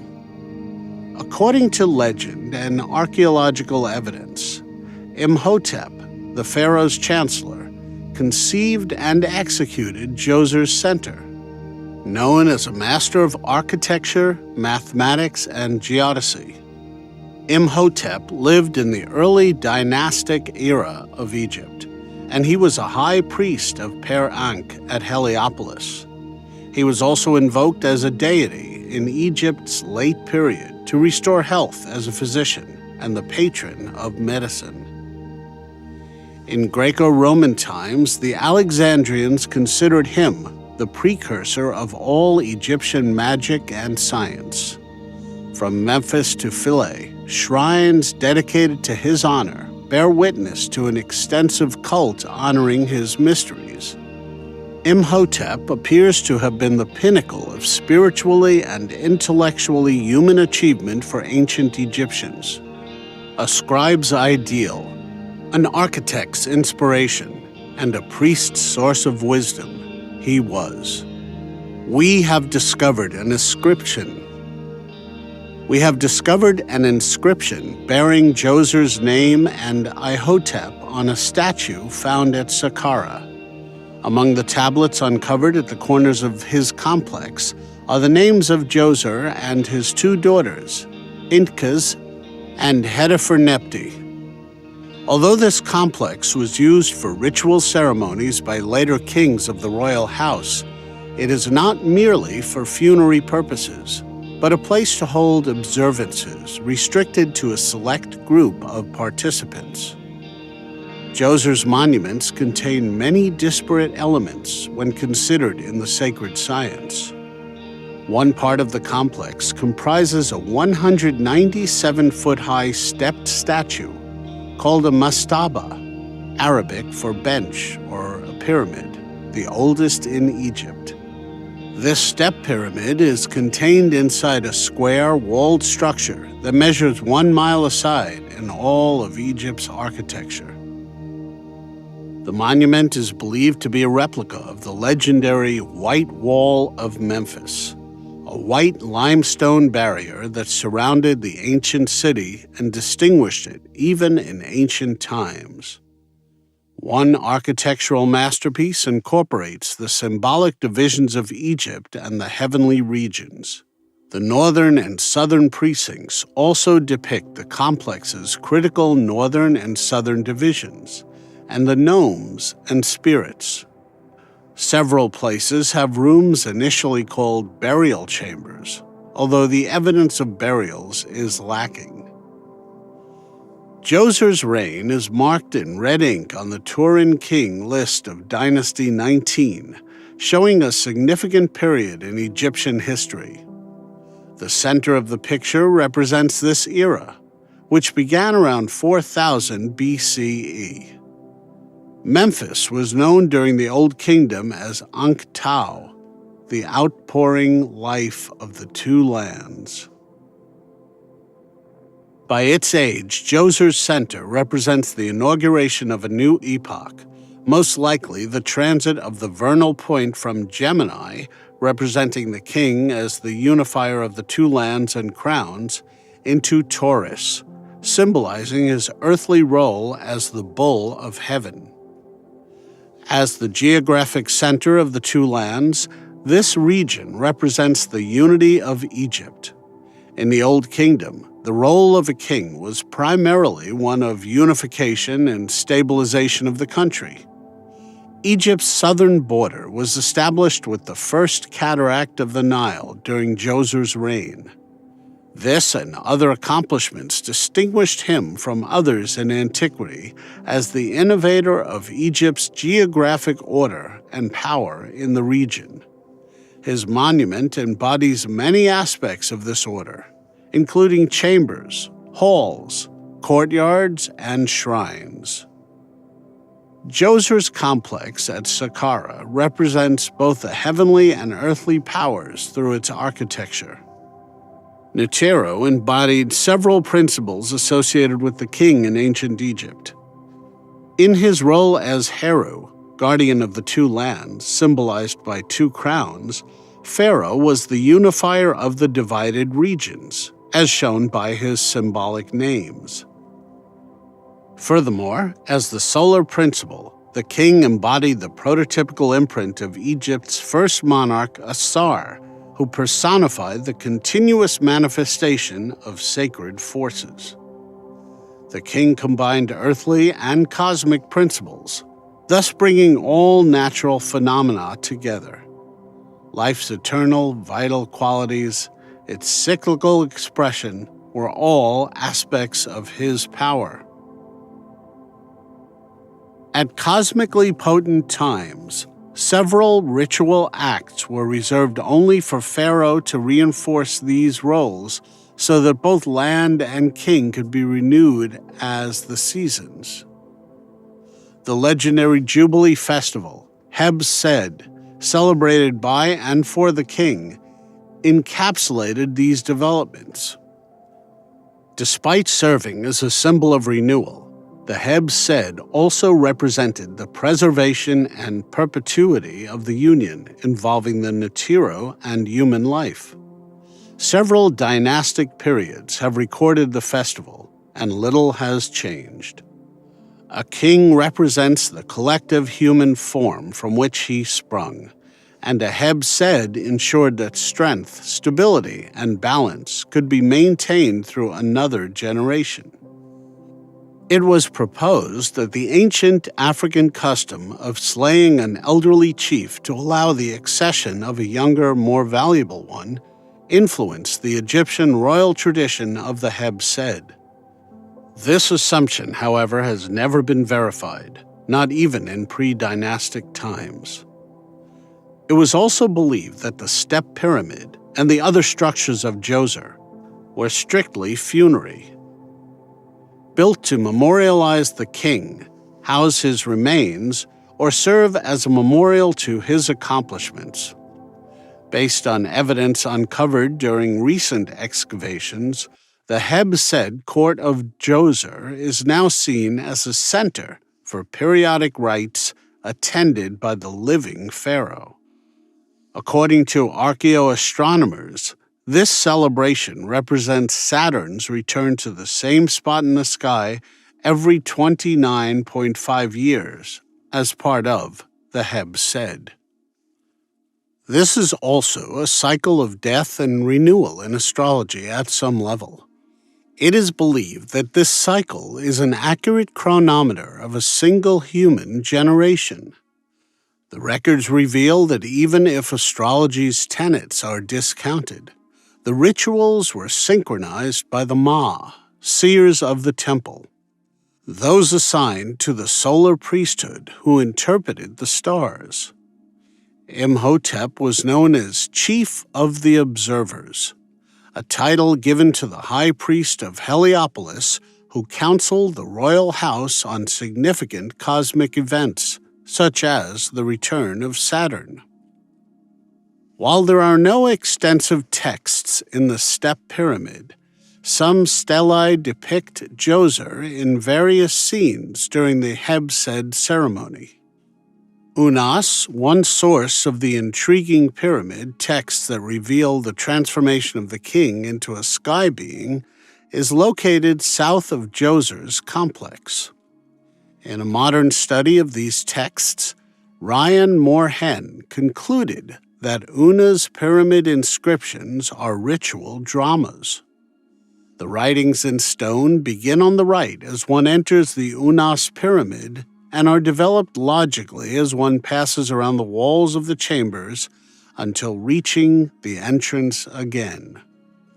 It is proposed that two forms of ritual exist: a spoken ritual and a silent ritual that fulfills the criteria of a drama. The rite took place at night inside the pyramid, and 6 priests performed the rite. It began with bringing the inert body to the pyramid, its burial in the sarcophagus, and several ceremonies that symbolically restored the functions and provided nourishment, returning life to the deceased. When the king or his representative emerged from the pyramid at the end of the 3 days of darkness of the moon, the ritual drama was shown. Egyptians understood, however, that human life is mortal. According to traditional beliefs, the transition of death provided a supreme opportunity for souls to awaken to their innate powers and begin a life of infinite possibilities. This significant event was held at the House of the Dead, a sacred and diverse place like the temples of the Nibiru. Karnak's Solar Temple. Karnak Tuminos is an outstanding complex of the Solar Temple in its most massive form. The Great Per Ankh of Amun contains the House of the Neter and his family, and several other distinctive structures dedicated to Nibiru of the region and the royal house, which date back more than 2,000 years. An avenue of ram-headed sphinxes connects the northern precinct of Mont, Neter of the Theban nome, to the southern precinct of Amun and the precinct of his consort Mut to the south. To the south of Mut's district lies another sacred lake called Asheru. The Theban cosmogony contains temples dedicated to festivals, chapels, courtyards, and small sanctuaries of the Nibiru. Though the monuments appear chaotic, each one serves a vital role in the multiplicity of continuous events celebrated in this archetypical solar complex. In the early Ramesside period, the Temple of Amun had more than 80,000 attendants serving the Neter, more than 5,000 sacred images, and 700,000 acres of land throughout Egypt. Besides the cattle, Amun had thousands of sacred animals in residence at other temples, including more than 421,000 head of cattle. The Temple of Karnak was home to flocks of geese, sacred to Neter. Initially, the entrance to the temple was located at its western border, along a quay on the Nile. From the entrance to the temple proper, sphinxes form an avenue of 6 double pylons, built between dynasties 18 to 30, around 1350 to 332 BCE. These pylons defined ceremonial halls filled with various columns, each a unique perspective. City of Pillars. Egyptianologists determined the numerical order of the columns based on the point of entry to the precinct at the avenue of the Ram Sphinxes in the west.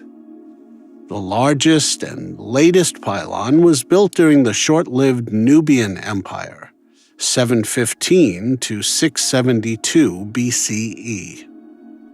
This pylon's built-in sandstone is undecorated and unfinished.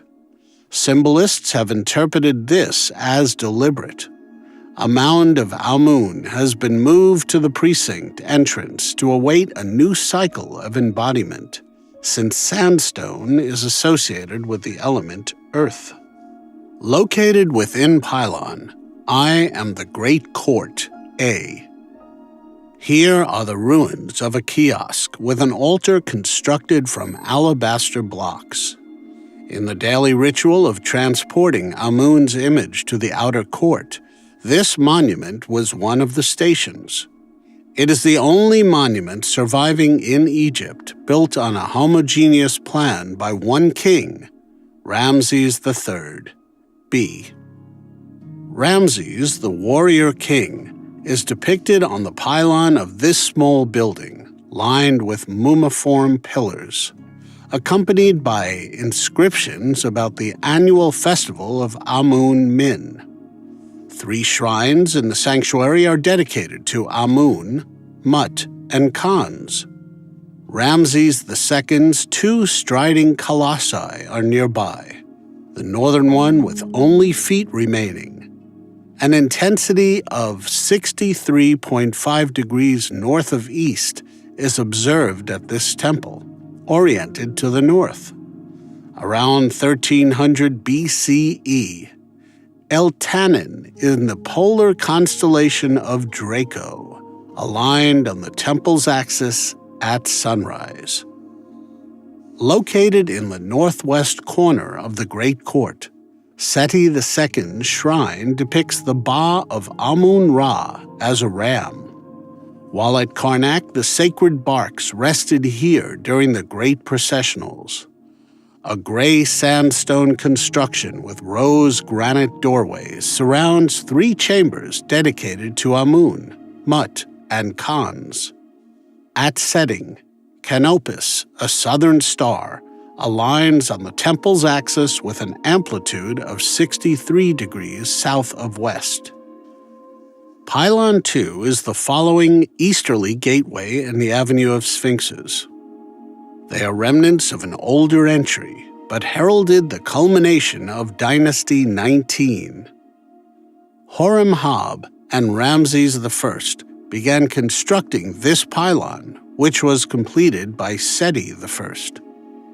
It has been discovered to contain some of the sandstone blocks from Akhenaten's temples to Atan, originally situated at the most easterly point of the Karnak precinct. Ramses II is depicted here, defeating the foes of Amun. Akhenaten's ruins lying within this structure embody fragments of the sentiments of the Ramessides, who desired to restore Egypt's ancient custom of kingship and the canon of solar descent after Akhenaten's religious deviation during Dynasty 18. In Dynasty 19, the Great Hypostyle Hall, C, was known as the Hall of the 2 Crowns because pharaonic ceremonies took place in this sacred space. The asymmetrical arrangement of 134 columns in 16 rows, the most prominent architectural feature at Karnak, represents the king's transition from mortal to divine power. Initially supported by a raised roof, the calyx, open bud, capitals arranged in 6 rows on each side of the main course of the hall are elevated nearly 1 meter above the bud capitals. These columns were erected by Ramses I, Seti I, and Ramses II. In each row, there were 9 columns, and one row on each side had 7 columns. The clerestory windows' stone grills above would have provided a subtle, dim light that would have evoked the depths of the sacred marsh. Silver sheets covered the great hypostyle hall floor and the Luxor temple's inner chambers to the south.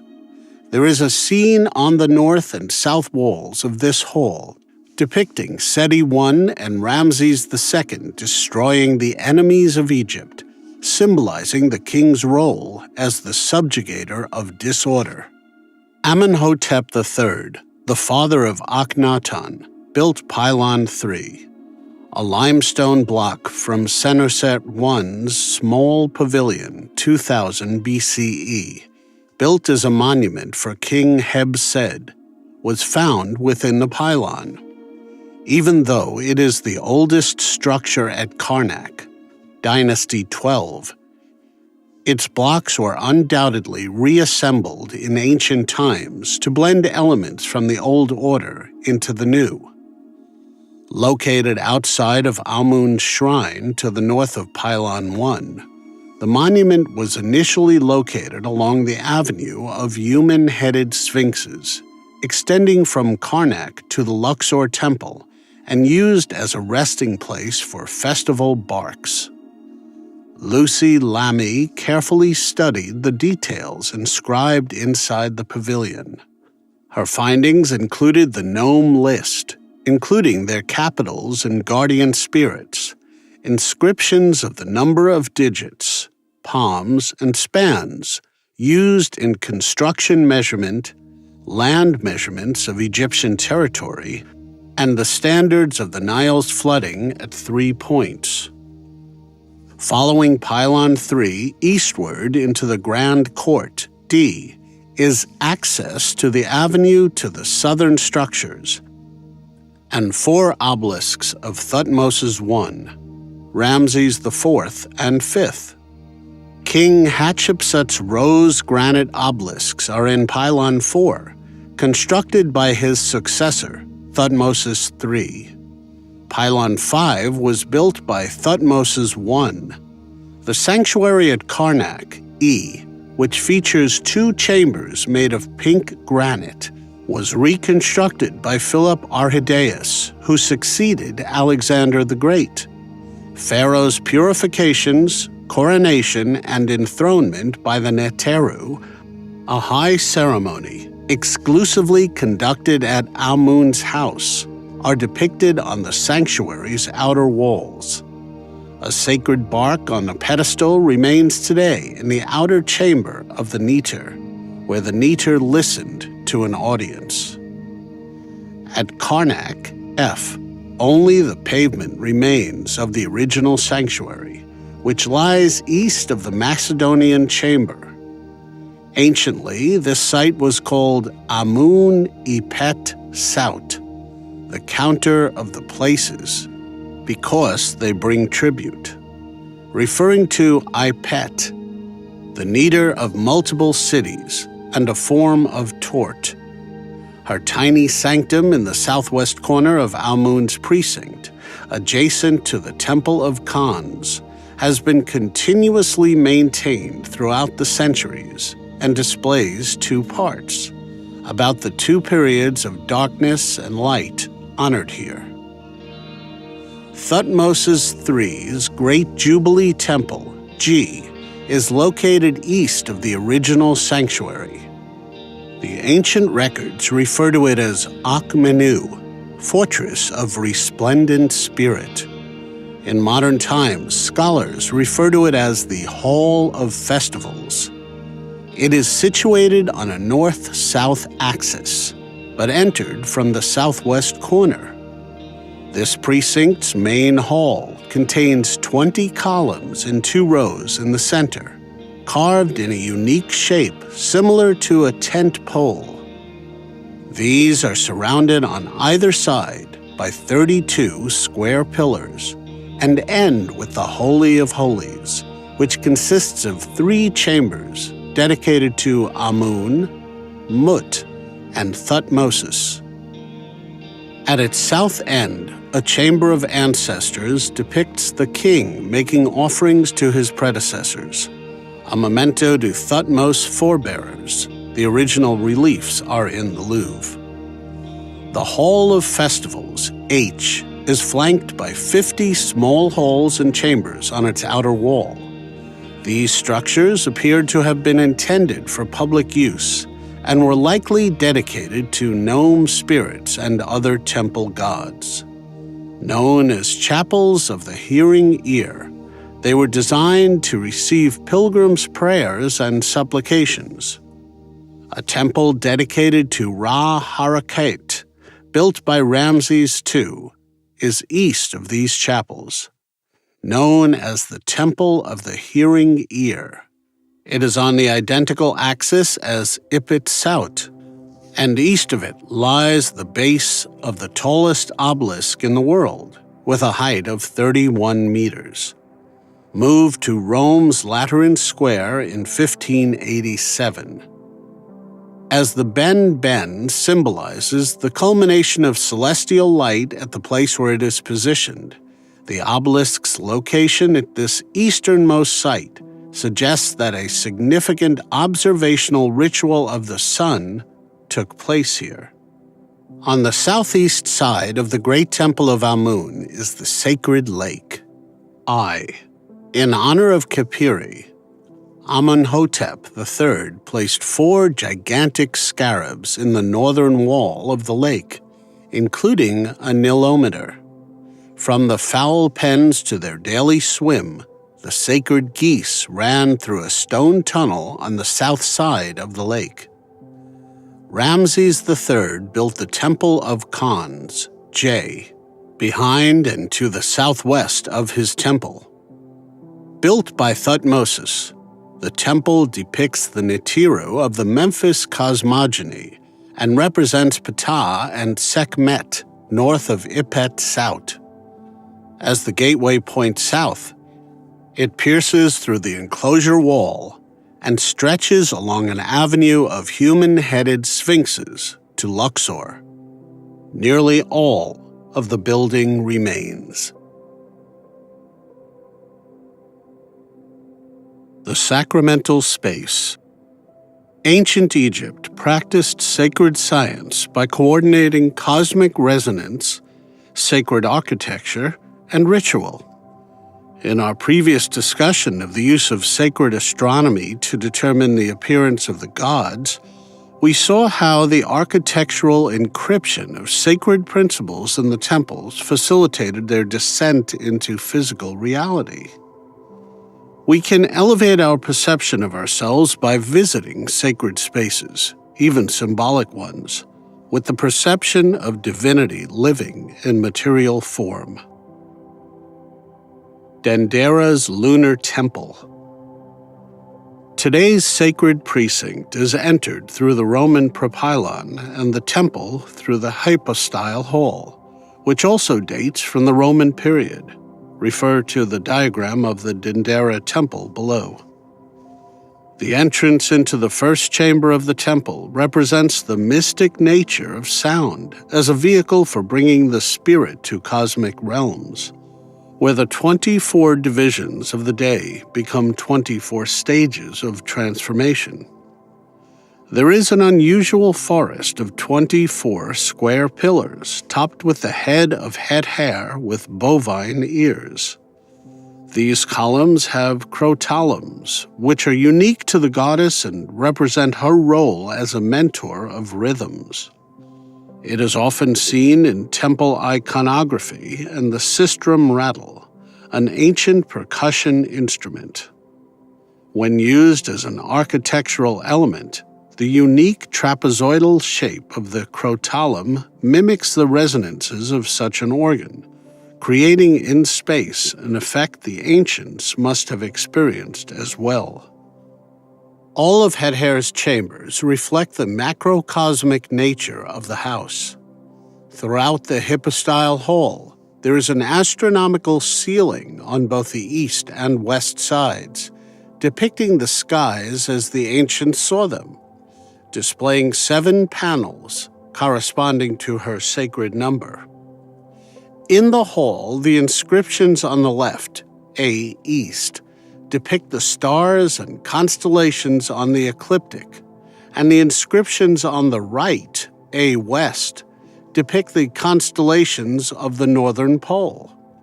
In the middle section, B East, are the planets, the stars of the 12 hours of the night, and the signs of the zodiac. The asterisms of the southern and northern heavens are shown in the middle panel, B West. The inner panels contain the path of the sun, C East, and the path of the moon, C West. It is divided into 3 sections: the full moon, the 14 days of the new moon, and the 14 days of the crescent moon. During both the waxing and waning phases of the lunar cycle, 14 Neteru stand on 14 steps that ascend and descend toward the celestial eye of the sun. On a celestial bark resembling the lunar crescent, Asar assumes the moon's image, protected by Oset and Nebt-Het. Winged discs and vultures adorn the middle panel of the hypostyle hall, symbols of the sun and moon. An inscription on the west rear wall, E, depicts the northern sun giving birth to Khepri, while an inscription on the east rear wall, F, depicts the southern sun shining on Het-Her and her temple. The atmosphere of the hypostyle hall evokes the rhythms of celestial life, of which Het-Her, as a nourisher of the heavens, presides. One encounters the celestial beings that traverse the sky in perpetual motion upon entering this realm. After passing through this region, the interior part of the temple reflects the land of the Neteru, where Het-Her lives and the acts of her life-giving mysteries are celebrated. As the oldest part of the Neter's house, the Hall of Appearings, too, marks the beginning of the Ptolemaic temple. Pharaoh's dedication to the temple is depicted on it. Pharaoh breaks the earth for the temple's foundation on the west side of the inside wall. He dedicates the building by laying the first stone. Pharaoh presents the foundation deposit bricks of the temple to Het-Her on the east side.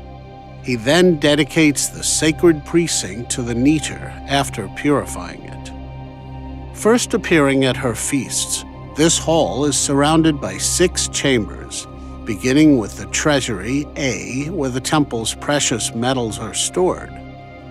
There may be some link between the activities of this room and the recipes for making sacred images in the Daikon lists. Much of the temple manufacture of religious goods took place in such chambers during ancient times. The Nile Room, B, offers access to the sacred well and farther out to the sacred lakes west. For the Neter's high rituals, libations of Nile water were stored here from the 7 mouths of the delta. Priests are instructed in the temple's ceremonial acts in the outer door jambs texts. Offerings are made in the communicating chamber, C. From this, one can access the stairways to the roof. There are inscriptions in the laboratory, D, describing the unguents, perfumes, and incenses used in the temple, while the festival room, E, contains the temple's liturgical calendar. Inscriptions depict meat, bread, wine, beer, and flowers. Temple offerings brought to the Neter from outside were received in the offering room, F. The room was connected to the exterior, from where visitors to the temple presented gifts to Neter and her clergy. In the Hall of Offerings, 3, stairs lead to the roof chapels on either side, east and west. In this vestibule, temple personnel gathers to present offerings and music to the Neter. There is a list of offerings on the west side of the inner rear wall of Het-Her's palace, on the east side.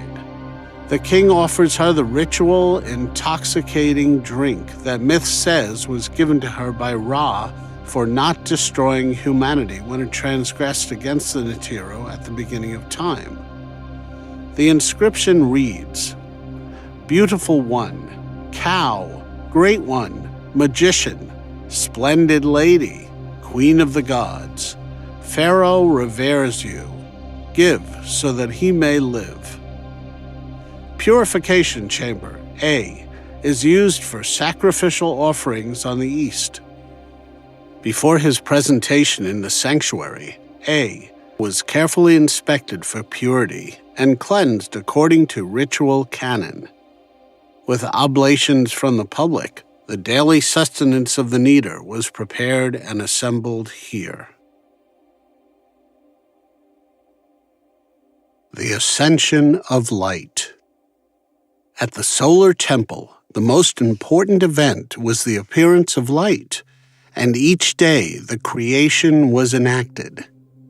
In the early days, monks and priests bathed in the sacred lake, and later pilgrims bathed in the temple to recall the sun arising from the waters of Nun.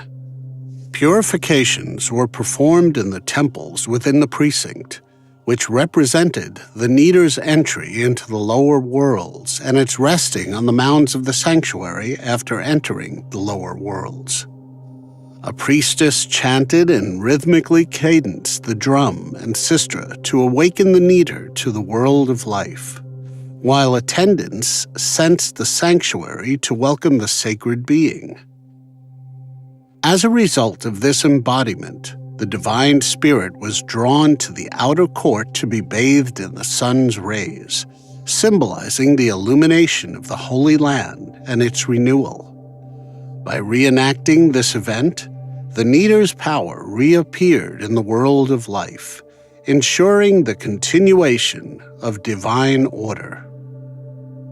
Located on the east-west axis of the sun, Amun's precinct is reached from the west through an avenue of sphinxes comprising images of lions and rams, surmounted by the solar disk, with effigies of Pharaoh Pinurjim and the high priest on the backs. These statues represented the fusion of the ram's docility and the lion's nobility, the ancient solar genealogy that overshadows the royal house. During the dynasty of Ramessides, Dynasty 19, in the epoch of Aries, the lion and ram also reflected the warrior-king energy dynamic.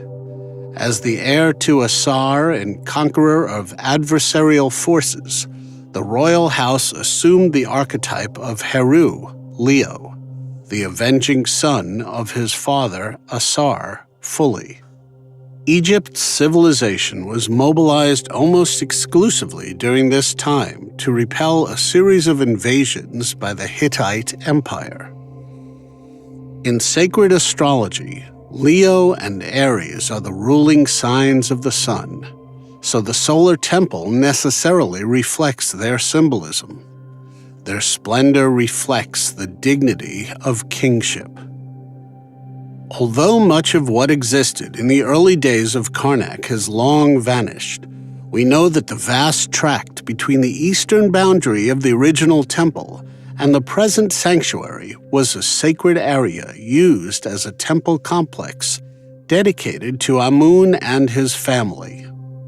The ascending sun in its first hour was also observed in the eastern gateway, A, known as the upper door of Amun's domain, at dawn.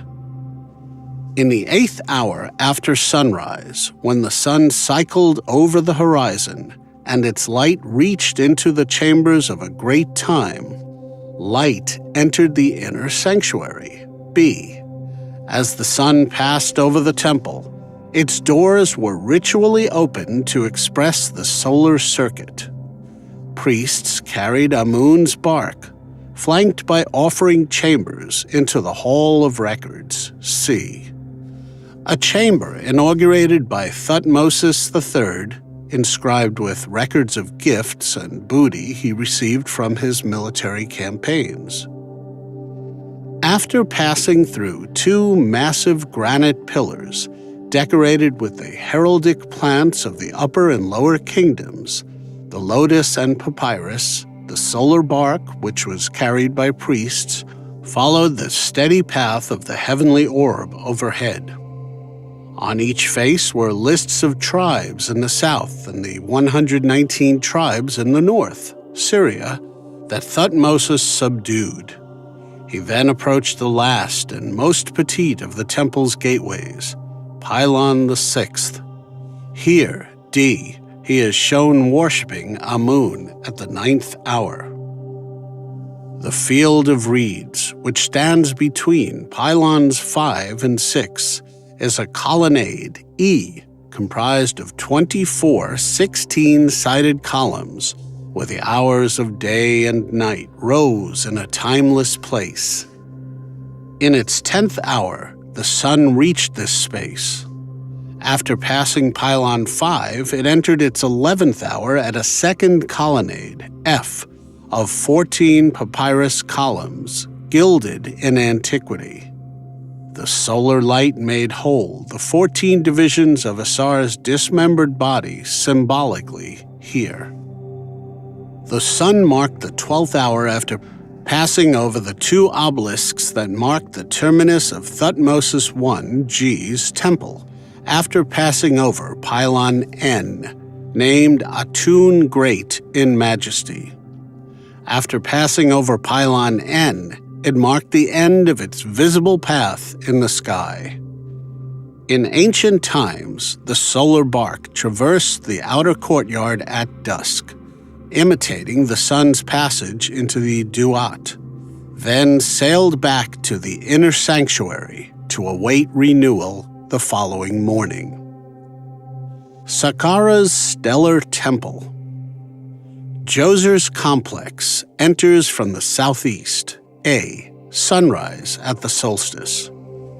The white limestone wall surrounding the area is decorated with 14 panels shaped like doors, which appear to be ajar, despite having no openings.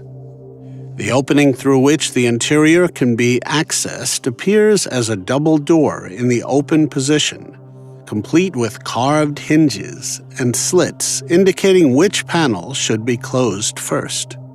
Thus, the entryway remains permanently open, symbolizing unlimited access to this place of renewal. The interior is reached through the Great Colonnade, B, which comprises 48 columns stylized as reed bundles and roofed by stone slabs, shaped like palm logs. A total of 48 pillars are believed to represent the number of geographical names in Djozir's time. The subdivision of these pillars indicates another esoteric symbolism. Within the first part of the colonnade, 24 columns represent a different field of time through which the entrant passes.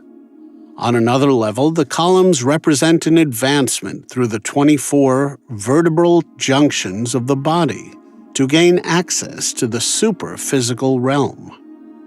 Second, the 16 columns, fused in twos, represent the four corners of the four worlds in the Egyptian universe, which lead to a rectangular chamber of 8 smaller columns, C, also fused in twos.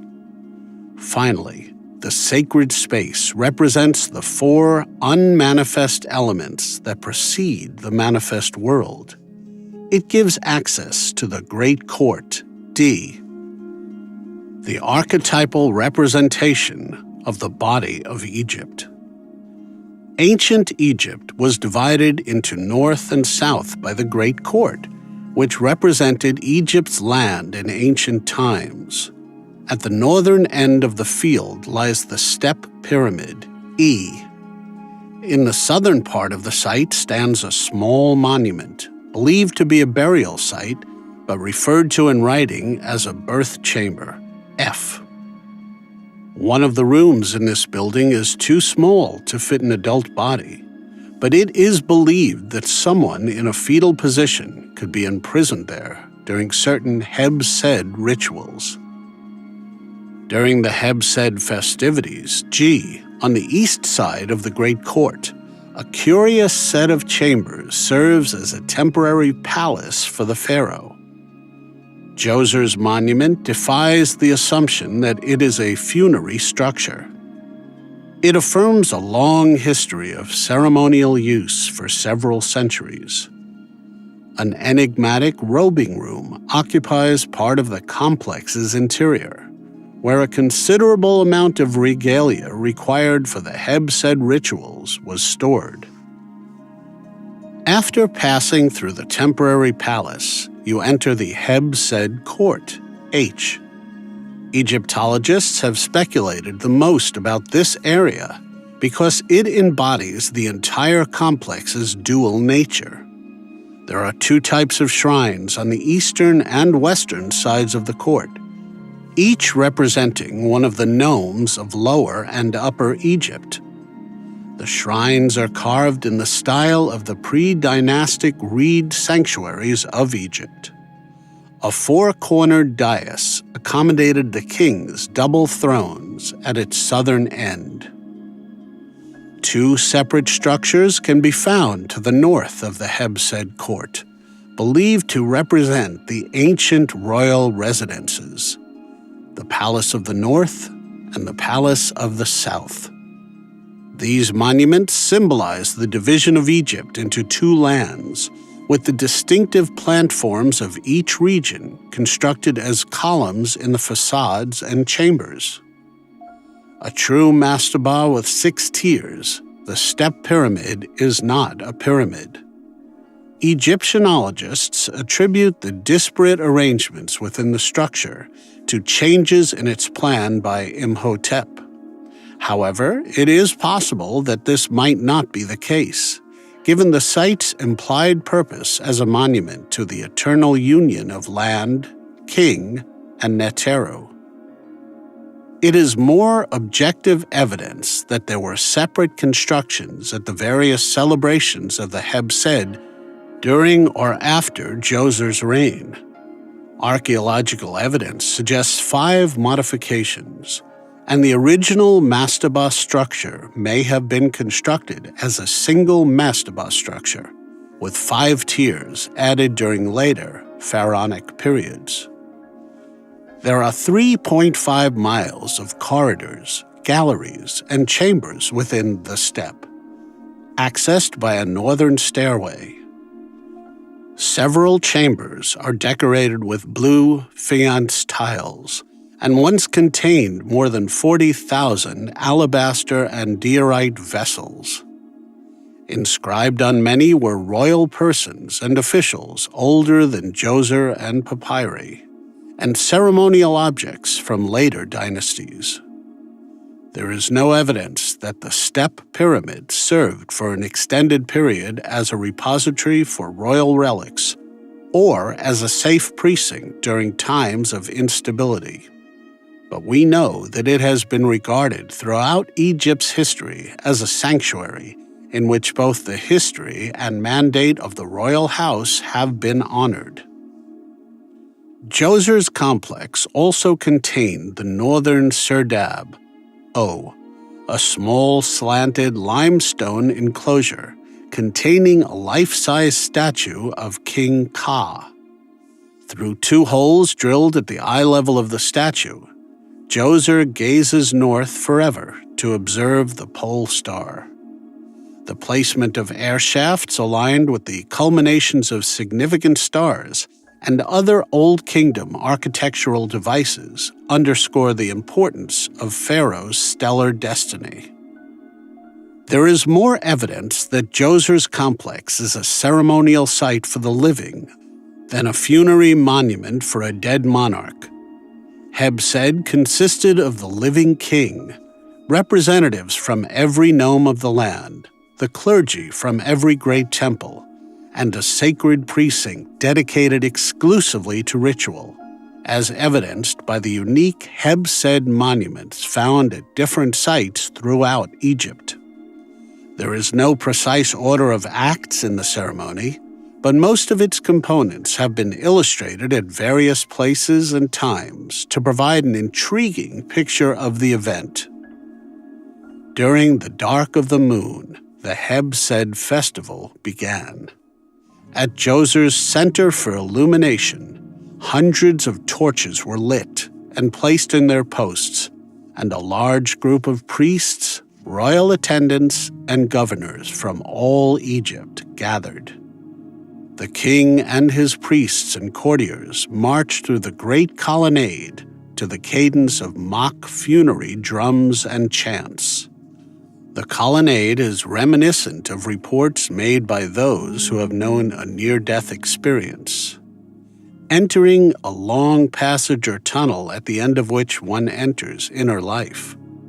Subtly narrowing columns provide a sense of contraction, and the visual experience of passing through a narrow passage, such as a birth canal, or the entrance to one's inner life. The nomarchs present the offerings from their precincts at the shrines of the gnome spirits during this mystic process to invoke the celestial powers to bring life, stability, and health to Pharaoh and the land. During this time, the king belongs to the Netiru, but he emerges symbolically renewed into the great court after traveling with the sun through the dark hours. As the king approaches the small southern chamber in the great court, he dons a robe that emulates a placental shroud, and he is confirmed in a small enclosure of the southern chamber to incubate his new life.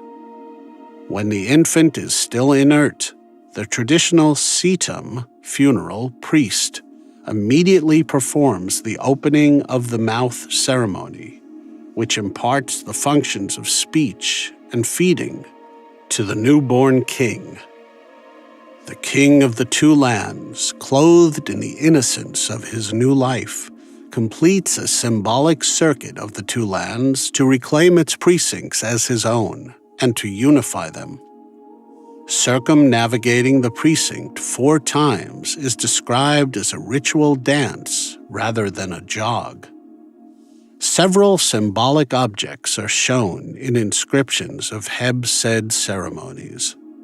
Vases of Nile water, the royal flail of Lower Egypt, the great oar of a Nile's vessel, and the mysterious hepet, an instrument that closely resembles the Masonic square. The festival moves east of the precinct and into the Heb-Sed court as the first sliver of the new moon appears in the sky. In the robing room, the king assumes the new regalia and ascends the double thrones before the court of gnome spirits, where he is crowned 4 times after honoring the 4 winds at each corner of the dais. It is followed by an elaborate ceremony of offering by representatives from all the gnomes in Egypt. It may have taken many days to complete. After an elaborate reception of the nomarch by the king, bounty from every region was presented.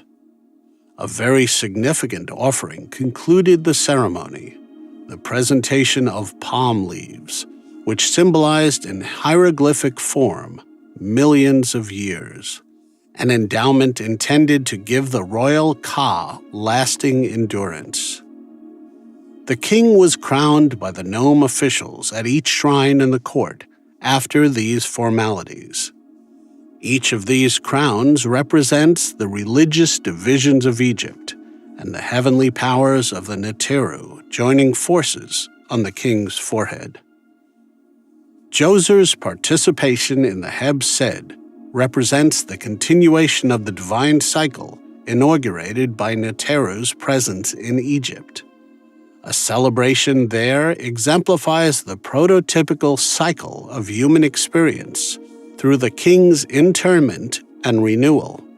His endurance test, the acquisition of power from the land regions, and the symbolic reception of divine favor as he is crowned. Djoser's House of Eternity fulfills the spiritual mandate of this temple, which is to transform the human element into an imperishable, life-giving principle.